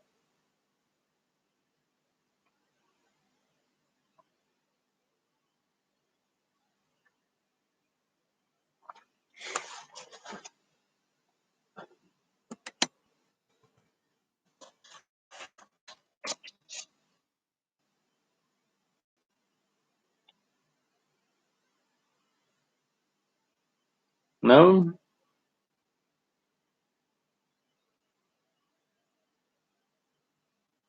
R. Kelly. R. Kelly. Joe Shipley, in your streams are cool. Your channel will grow. Just keep doing your thing. Well, thank you, Joe. Thank you very much. There seems to be some kind of argument, disagreement with you and Breakdown Palace Productions, but that's not my business. So it's not my business. But thank you. I appreciate what you're saying. I appreciate you being here. And you're pretty good at trivia, I must admit. But whatever's going on between you and Breakdown, it's not my business. I'm not intervening. I'm not intervening. I'm not God.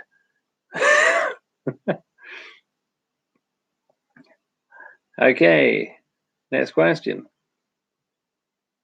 Who had a 90s hit with Return of the Mac?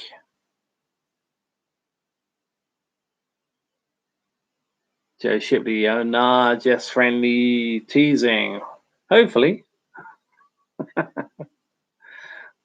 hopefully. Who had a hit with Return of the Mac?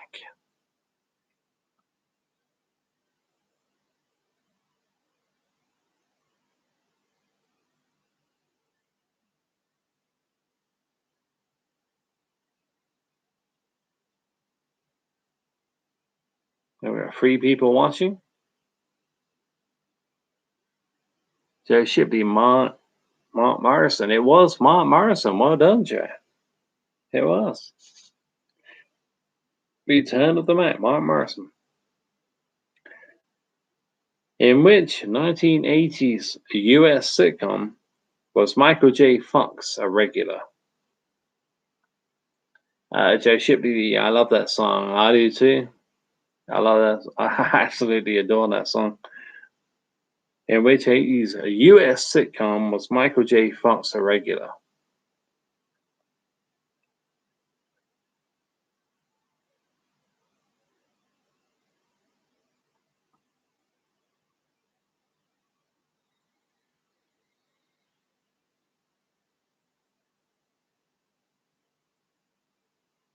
Joe Shipley, Growing Pains. No, not Growing Pains. It was Family Ties. Michael J. Fox was in Family Ties. Okay, next question. Aurora. Oh, Aurora, you're back. Well, welcome back. I'm not sure what that means. Cat in the box or something. But you're back. That's what matters. Oh, dang. Joe Shipley, oh, dang. Don't worry. Larry David plays a fictional version of himself in which TV comedy series? Larry David plays a big fictional version of himself in which comedy series? Kirby Enthusiasm, Joe Shipley. Joe Shipley, you know your shit. Well done. That's the right answer. Okay, next question. Who played the female lead in the 1994 thriller The River Wild?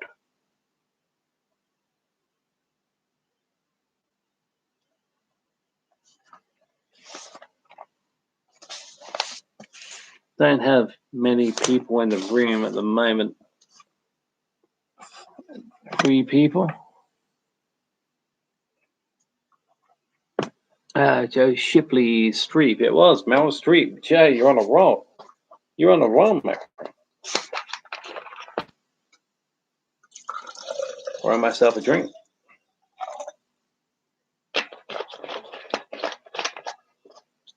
Yeah, Meryl. Yeah, neither am I.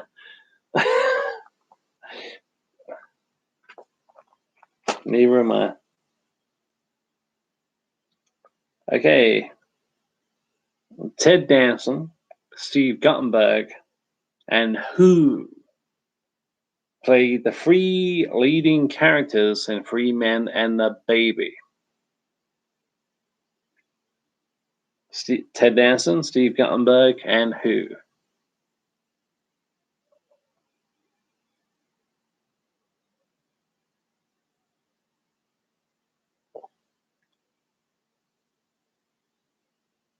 Joe Shipley, Tom Selleck. It was Tom Selleck, Joe. You're on a roll. Well done, Joe. It was Tom Selleck. Okay, next question. What was the name of Robert Redford's character in the 1993 drama Indecent Proposal?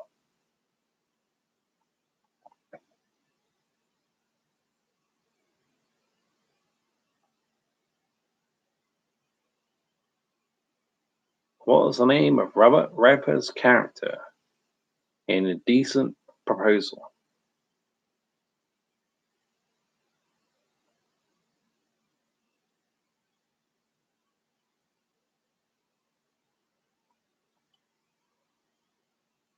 Yeah, Shipley is stumped on that one.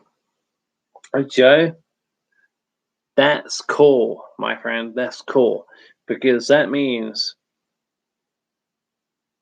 you're a great quiz answer. You're a great quizzer. You know, you can't get them all right. You got a lot right. Can't get them all right. John Gage. Robert Redford played John Gage in Indecent Proposal.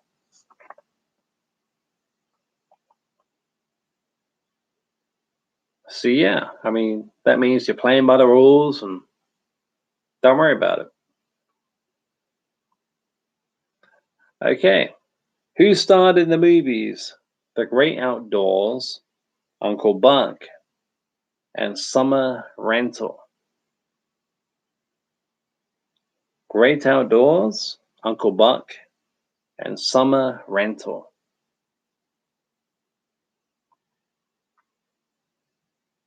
Oh, Shipley, John Candy. It was John Candy. See, you're back on track. Well done, Joe. Well done.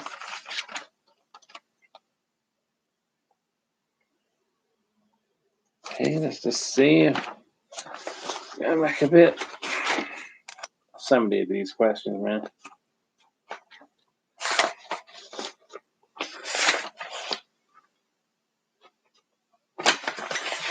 Funny feeling. In the room, Joe Shipley. Anybody else watching? Are you a fan of Rocky, the Rocky franchise? I have 10 questions all about Rocky and the Rocky franchise. So if you're up for that, let me know in the chat. If not, I'll skip to something else.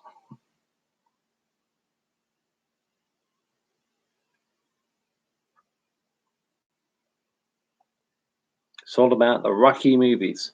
Joe Shipley, I've never really seen them, so I wouldn't know much. Sorry. Okay, let's skip that. Trying to find. Wait a minute.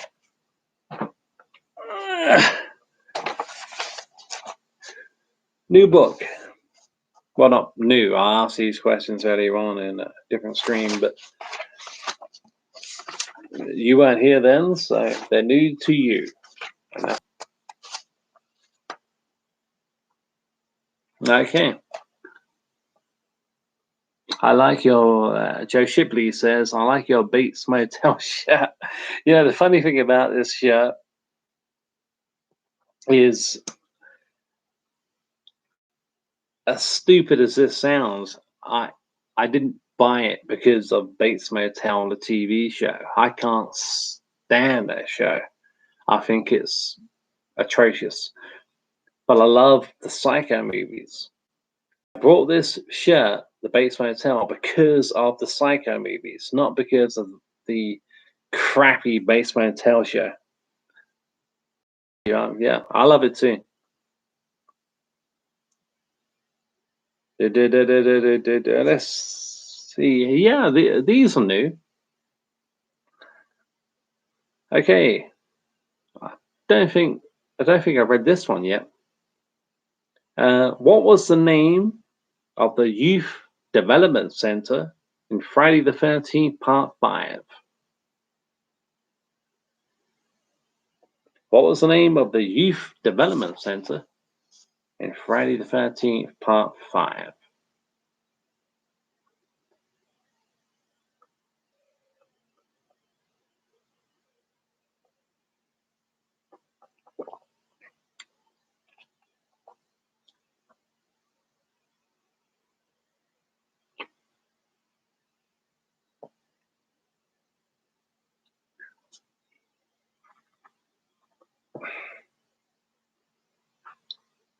Joe Shipley, great question. I love that movie, but I have no clue. That's all right.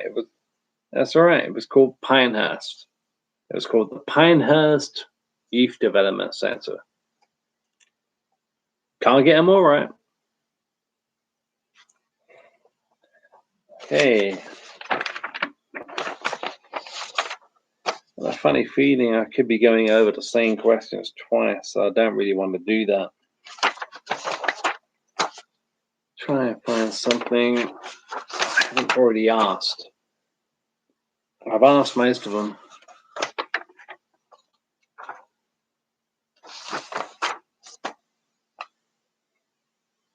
I think that this could be new. Who played Mick Dundee in the Crocodile Dundee movies? Who played Mick Dundee in the Crocodile Dundee movies?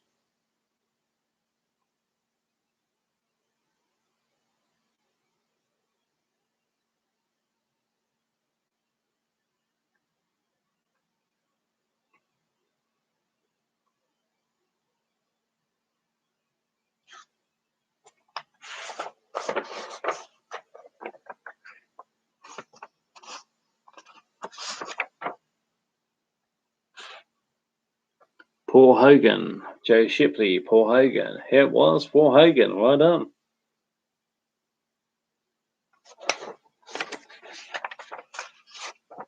Yeah, a lot of these questions.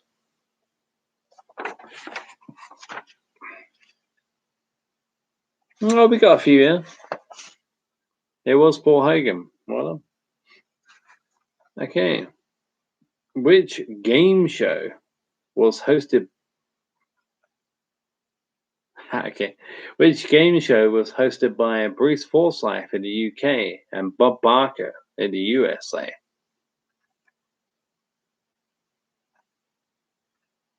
Yeah, it was Paul.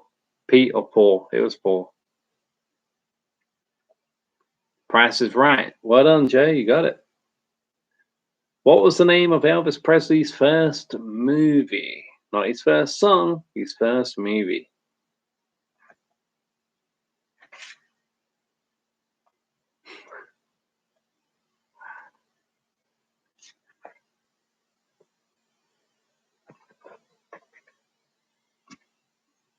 Elvis's first movie.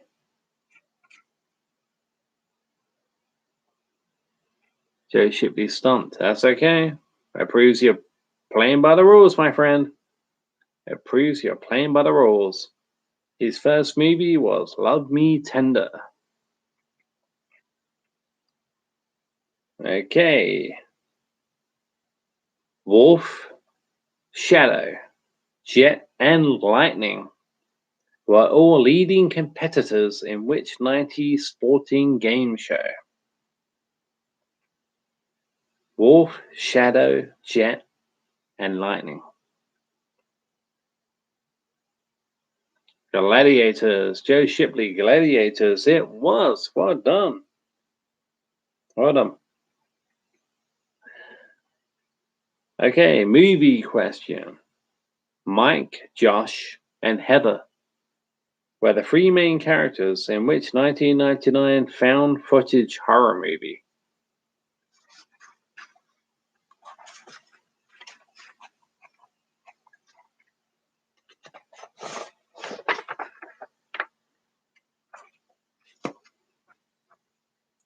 Joe Shipley, Blair Witch. Joe Shipley, got it.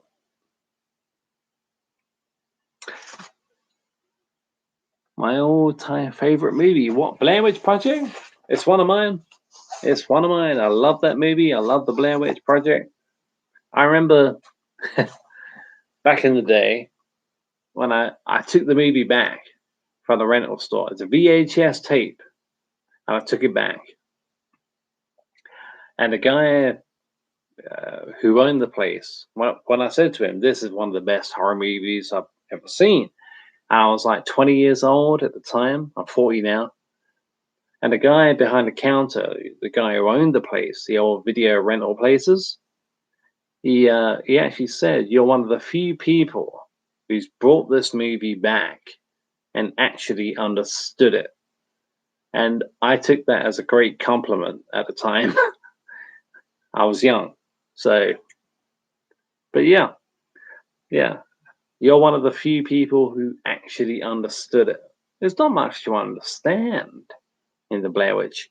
That's it for the quiz, guys and girls.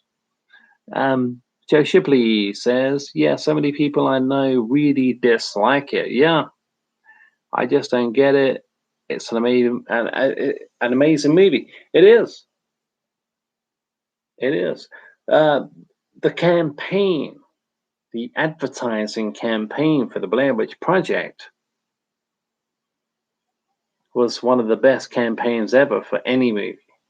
Any movie. Any movie. Joe Shipley, thanks for the quiz and live stream, buddy. Thank you. Thank you for being here. And hopefully everything's okay with you and the artist. Hopefully that's just some friendly ribbing. You probably you might have seen me in the artist ring. You may not have done.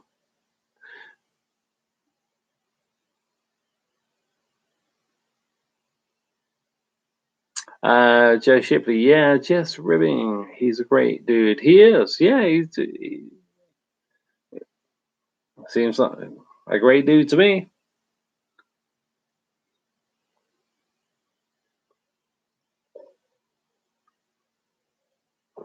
Okay, we got 3 people watching. We got 3 people watching and 1 person talking. I'm still here. The longest stream I did was over 4 hours. Conspiracy Trifecta still here. Thanks, Conspiracy. I appreciate it. Were you here during some of the quiz questions, or the ones I did for the last, I don't know, 40 minutes, hour, something like that? Were you here, Conspiracy, for that?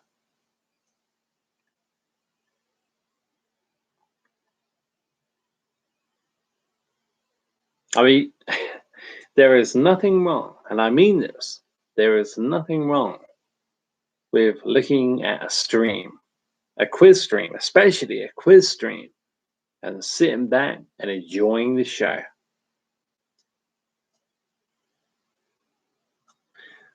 Nothing wrong with that at all. Conspiracy Trifecta, another long stream. Yeah, 3 hours and 38 minutes. The longest one is over 4 hours. Joe Shipley, I am watching Ghost Adventures, one of my favorite shows. I prefer Ghost Hunters. Was it Ghost Hunters? With Jason and the guy who came back. I can't think of his name.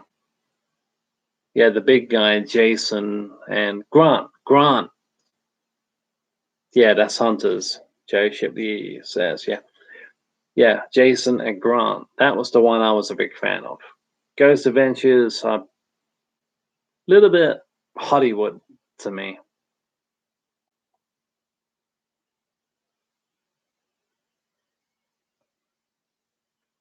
A little bit Hollywood. But if you like it, that's what matters. Conspiracy Trifecta says, I think because of the line of work I want to go into, I tend to take things like these way too serious and competitive. I'd rather just sit out. Also, I usually come up with the answer too late. Conspiracy, what the line of work you want to go into? I'm not going to pry, but if the line of work, I take it as some kind of entertainment. Yeah, I could be wrong. Take it too seriously, you shouldn't. Not really. I'm not telling you how to feel. I'm just saying You shouldn't take it too seriously. It's just a fun quiz, you know. Joe Shipley says Little Monsters and Monster Squad are two of my top movies, along with Blair Witch. Little Monsters and Monster Squad. I've seen Monster Squad along. Excuse me.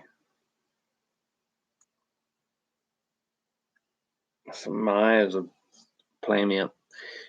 Monster Squad. Yeah, I think I've seen that years ago. Little Monsters. I don't think I've seen Little Monsters. Conspiracy Trifecta says, I don't know what happened to David, but he was doing well at the start. Oh, David White. Yeah, I know he was.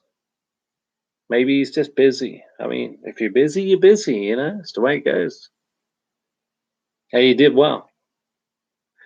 Joe Shipley, are you familiar with Shelley Duvall's fairy tale theater from back in the day?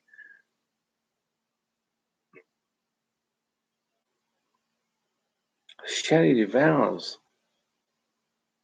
That's the woman in The Shining, yeah? No, I'm not. I'm not familiar with that. I don't know that. I haven't heard of it. Joe Shipley, oh man, you should check out Little Monsters, starring Howie Mandel. What? Howie Mandel? That's the America's Got Talent guy, yeah? Conspiracy Trifecta says, I know I shouldn't, but it always ends up like that.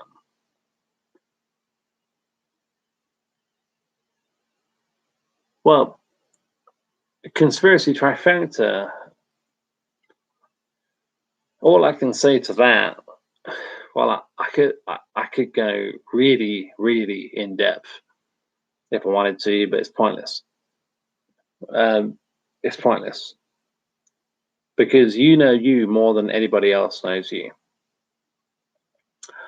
The thing is, Conspiracy, when you say you take it too seriously,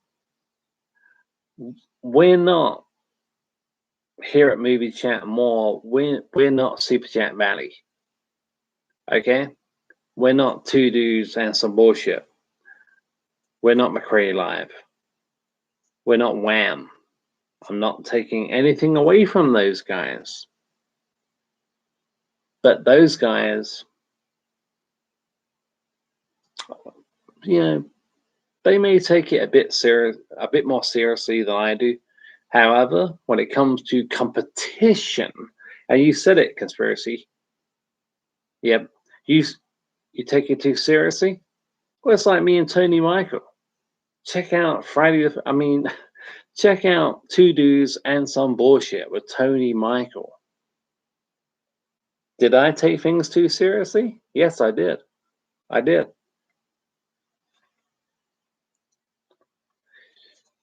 Because egos get in the way.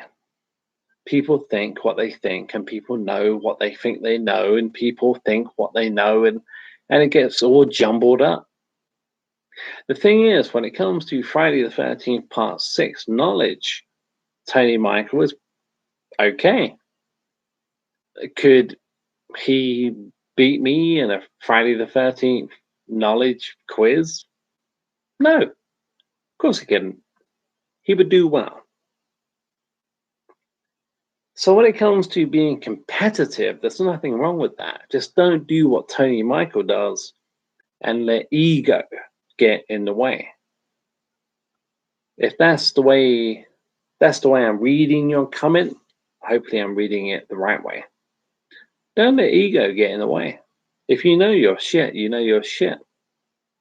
But don't be ready to stand by like Tony Michael did and say, no, you're wrong.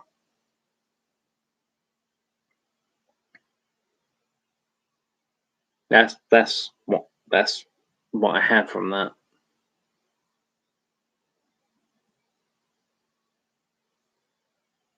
Conspiracy Trifecta, did you? I didn't see your chats. If you're talking about me and Tony Michael, no, Tony, that would have been Dave. Tony Michael not on YouTube anymore. I know you deleted them. Yeah, I did.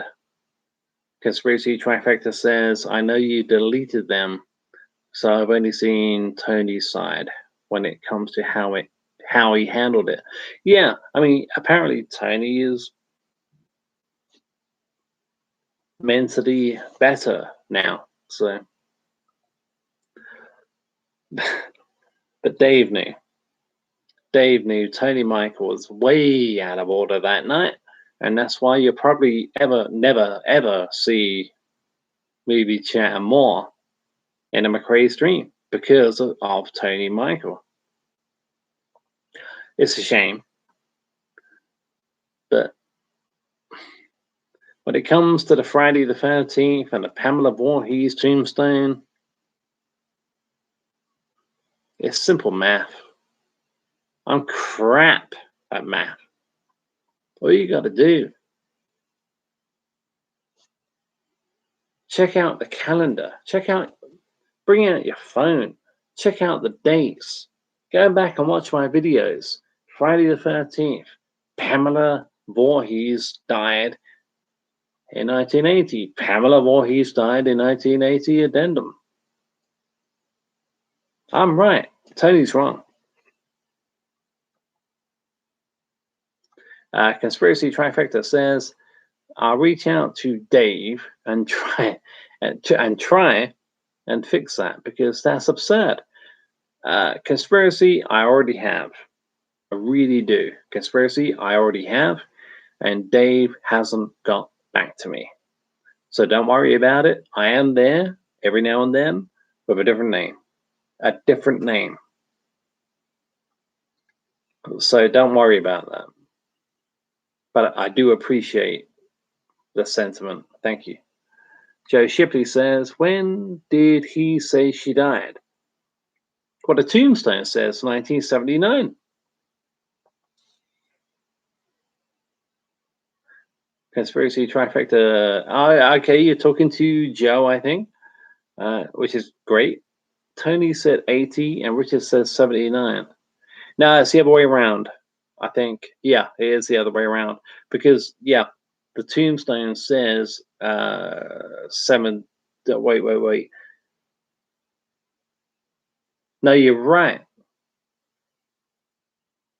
You're right. Conspiracy. My apologies.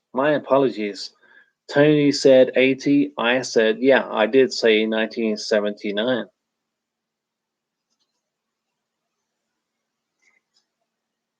I think you got me thinking now. Wait a minute. Let me think.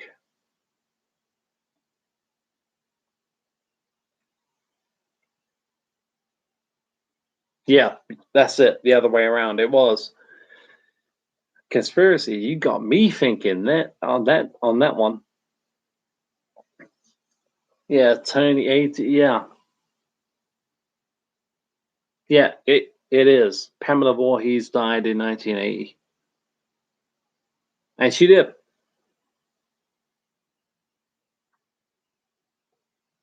Yeah. Conspiracy trifecta. You got me thinking that time.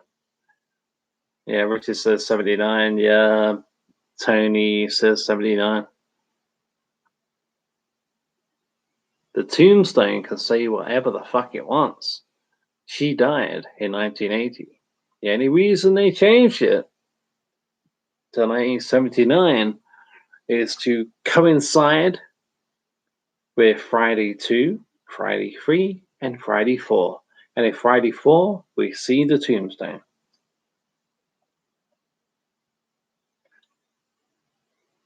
(1979) In Friday 4, Pamela Voorhees, we see the tombstone, 1979, which is incorrect. Joe Shipley, I'm going to hit the hay. Thanks for a great stream tonight. Thank you, Joe, for being here. And you're welcome. Like I've always said, it's my channel, but it's your guys' show. Thank you, Joe. Hopefully see you again.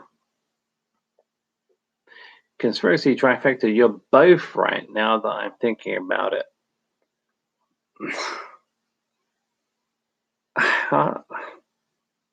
Conspiracy trifecta, I'm not sure how many times I can go over this. I mean, yeah, you can look in, you can Google this, and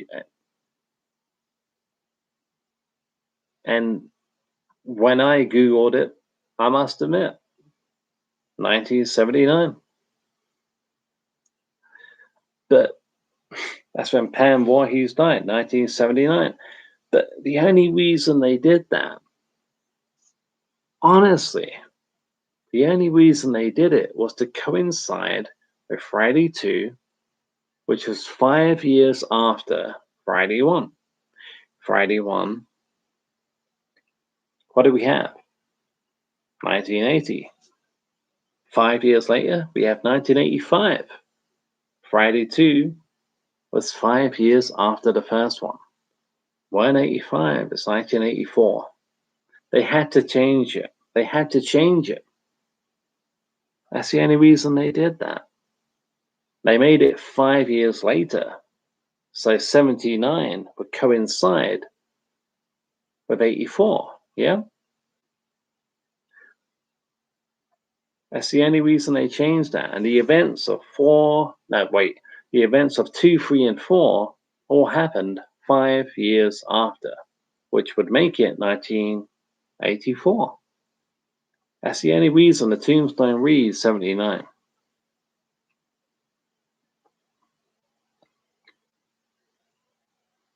Conspiracy Trifecta says the problem is the original doesn't give a specific date. It says present day. You're right on that one. You are correct, Conspiracy. So it was 6 years later. Conspiracy Trifecta, so it was 6 years later. Well, the original Friday the 13th was 1980. It was the year I was born. Friday 2, 3, and 4 were supposed to happen in 1984.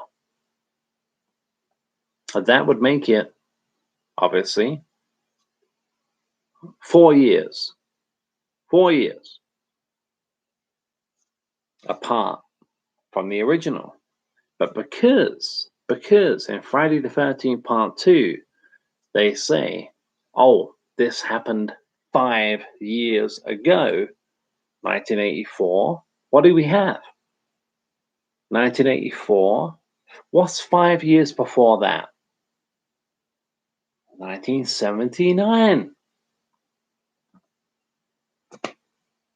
And that's that. Tony's wrong. I'm right. Aurora's back with the ghost. Is that a ghost? Welcome back, Aurora. You've probably been watching this whole time.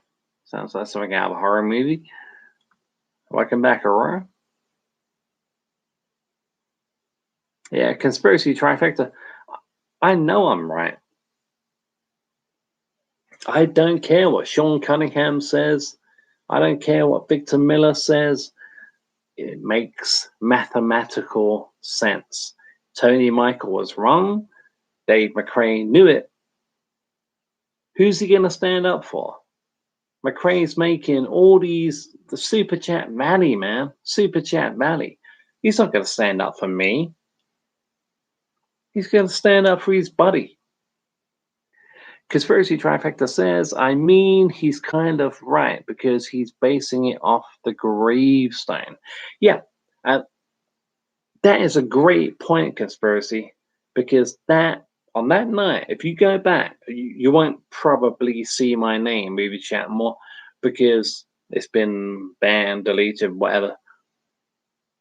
That is what I said when Tony Michael brought out the tombstone and said, hey, I hate to do this. And he had the tombstone, blah, blah, 1979. I said to Tony at the time, I'm not saying you're wrong, Tony. I'm saying the tombstone is wrong But Tony Michael took it the wrong way, and things escalated, and it went on from there. But Tony Michael wasn't wrong. The tombstone is wrong.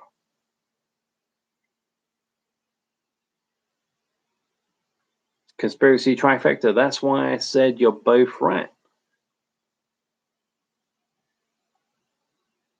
Yeah, but Tony wouldn't have it. And thank you, by the way.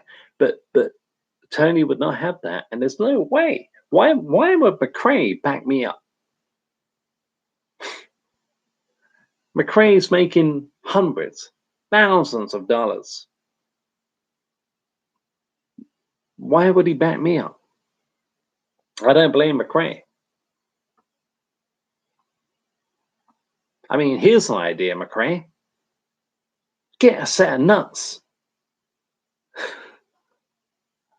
Conspiracy Trifecta says, I think your point was lost in translation because you weren't actually talking to each other.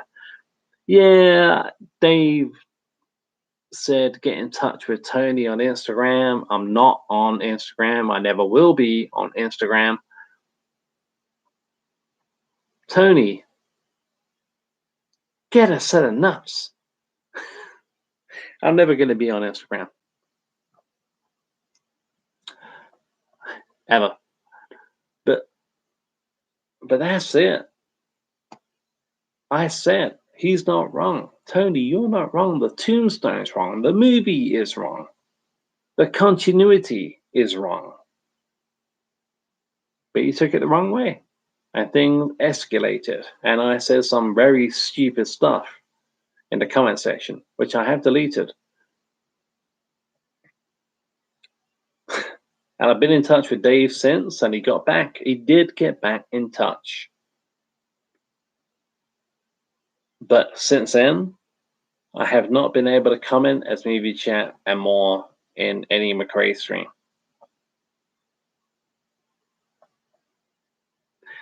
Which is a shame. But I'm not exactly heartbroken over the fact. Conspiracy Trifecta says Tony lost that argument because of how he reacted. Yeah. And Dave knew it.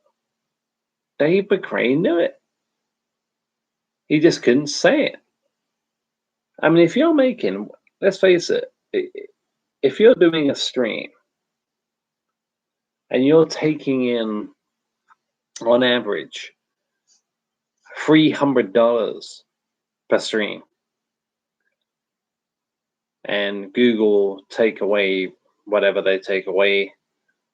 So let's face it, $300, and you're making, let's say, $200 per stream. Is Dave going to side with me, or is Dave going to side with Tony Michael? I think we all know the answer to that one. I'm not making Dave McRae $200 plus every Monday night. Tony Michael is. I'm not. And that's that, really.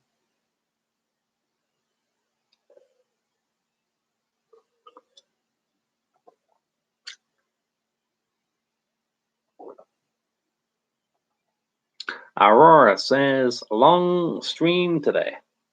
It is. It's a very long stream.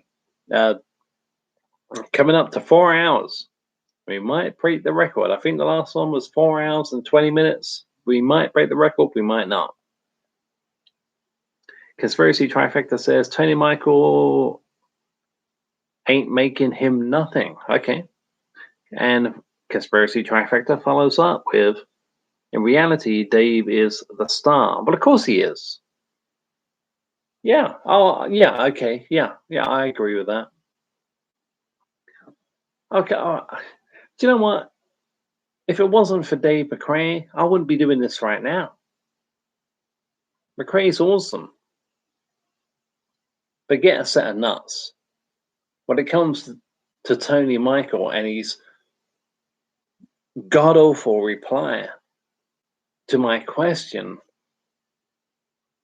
on Dave McRae was just very quiet on the whole subject. Everybody calm down. Come on, Dave. You know I'm right. And Dave, if it wasn't for Dave McRae, I wouldn't be talking to you guys.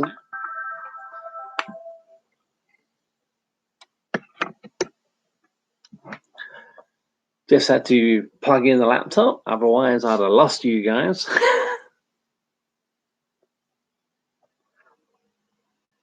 Reality, yeah.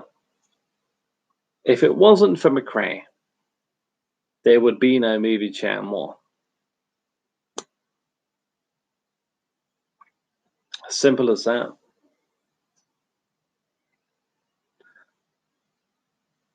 Conspiracy Trifecta says Dave asked you, Dave asked you to come up with more evidence. He did, but you couldn't talk because Tony kept timing you out. Tony kept putting me on the naughty step, didn't he? 300 seconds. I can't, in all honesty,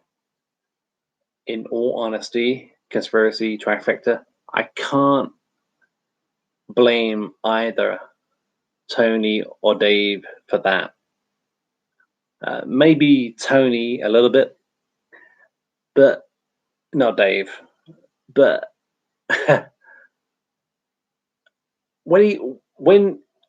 here's why I say that. When Dave asked, like you say, Dave asked you to come up with more evidence. At the time, I couldn't, and I can't now. I can only go.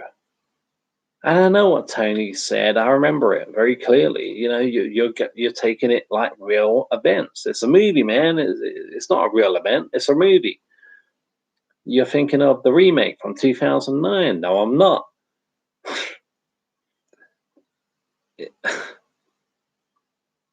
I can't provide evidence. All I can do when it comes to the argument of when Pamela Voorhees died is provide logic. And Tony Michael was not prepared to accept logic. That's it.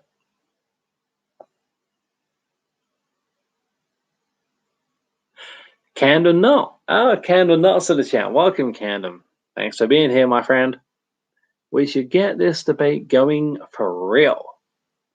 Follows up, Candle Nut follows up with rematch on an even playing field. There won't be, because it's going to be Instagram. I'm never going to be around. But it's a debate that can go on for the ages. Tony will never back down, and neither will I. Conspiracy Trifecta, I can set that up, actually. Tony would never. Tony Michael is an educated horror movie fan, yeah? But his ego gets in the way, and that's it. Conspiracy Trifecta says, could just a formal debate, LOL. This probably won't happen. No, it won't happen. It won't happen. I mean,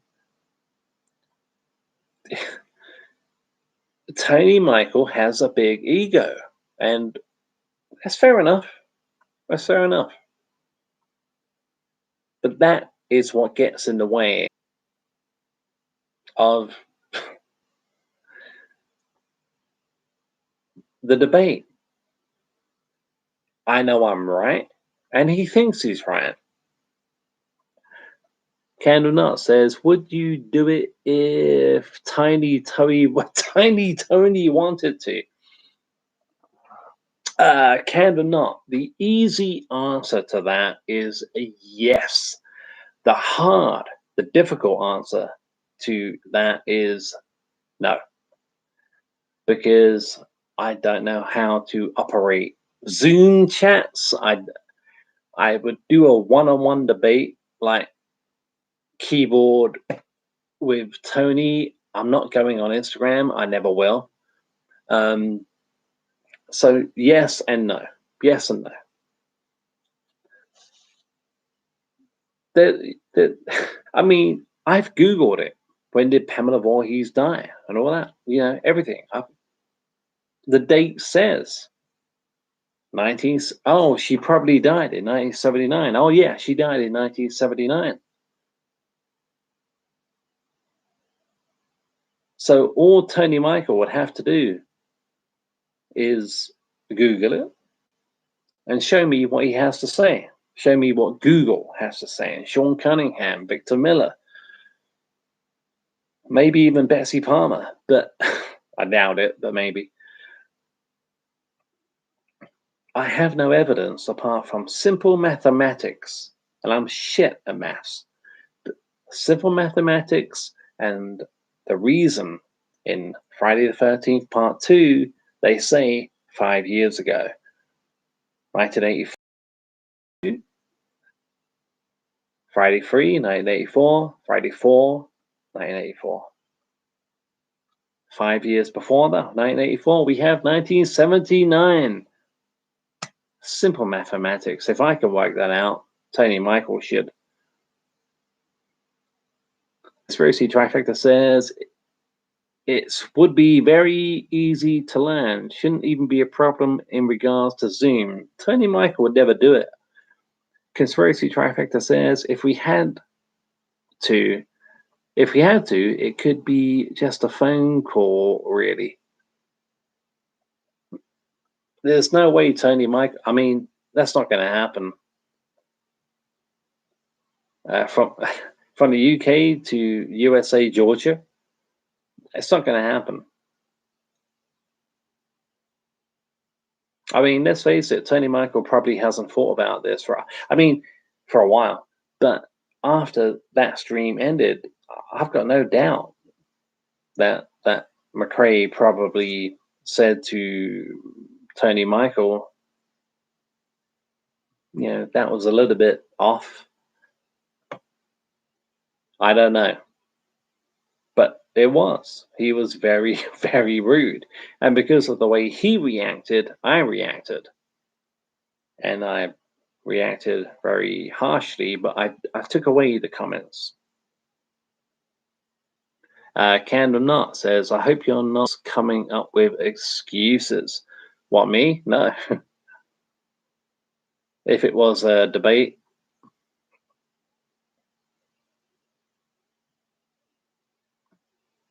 Candom Knot, no, I'm not. Candom Knot, no, I'm not. Conspiracy Trifecta, calm down, Cam. Okay, you're talking to Camden, that's fine. That's good. I appreciate that. I love that.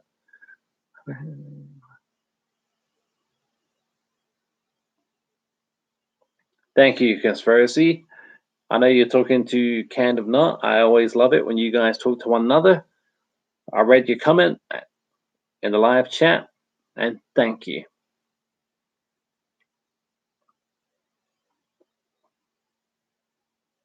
With the technology is simple mathematics. It doesn't take Albert Einstein, you know. Conspiracy Tracker Read is fine with me.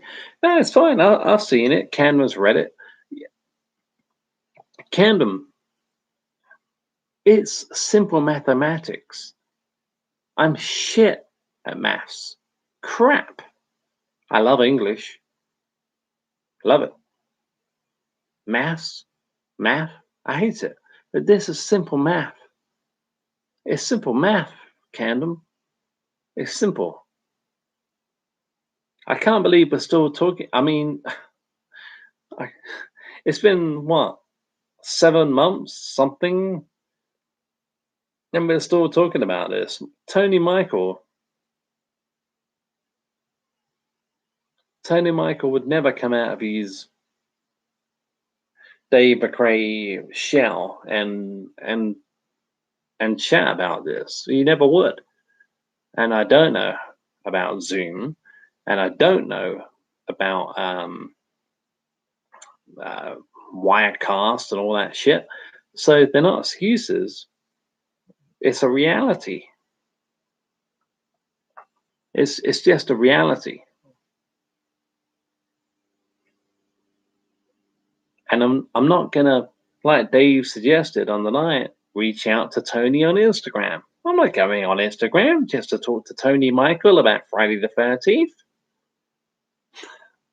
Can or not, Tiny Tony should accept. I'll ask him on Instagram. LOL.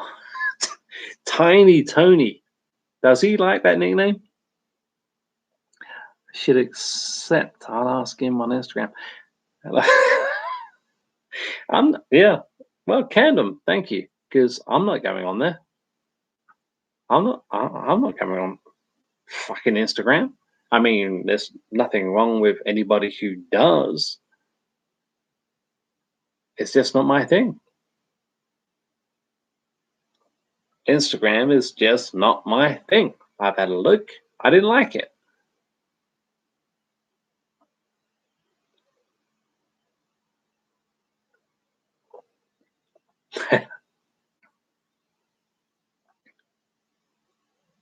What Tony should do is get his ass back on YouTube. That's what he should do. Stop hiding behind Dave McRae. Get his ass back on YouTube, and then we'll talk. Can or not, his alpha male ego, yeah?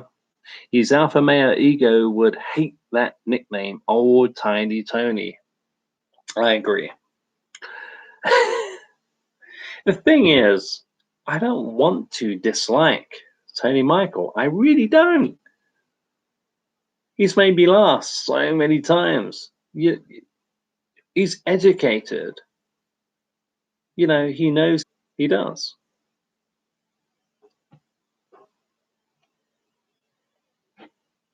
Anyway, guys, I think that's about our 4 hours, 12 minutes. We're going to end the stream right there. Thank you guys for joining the chat, all your questions, or your comments.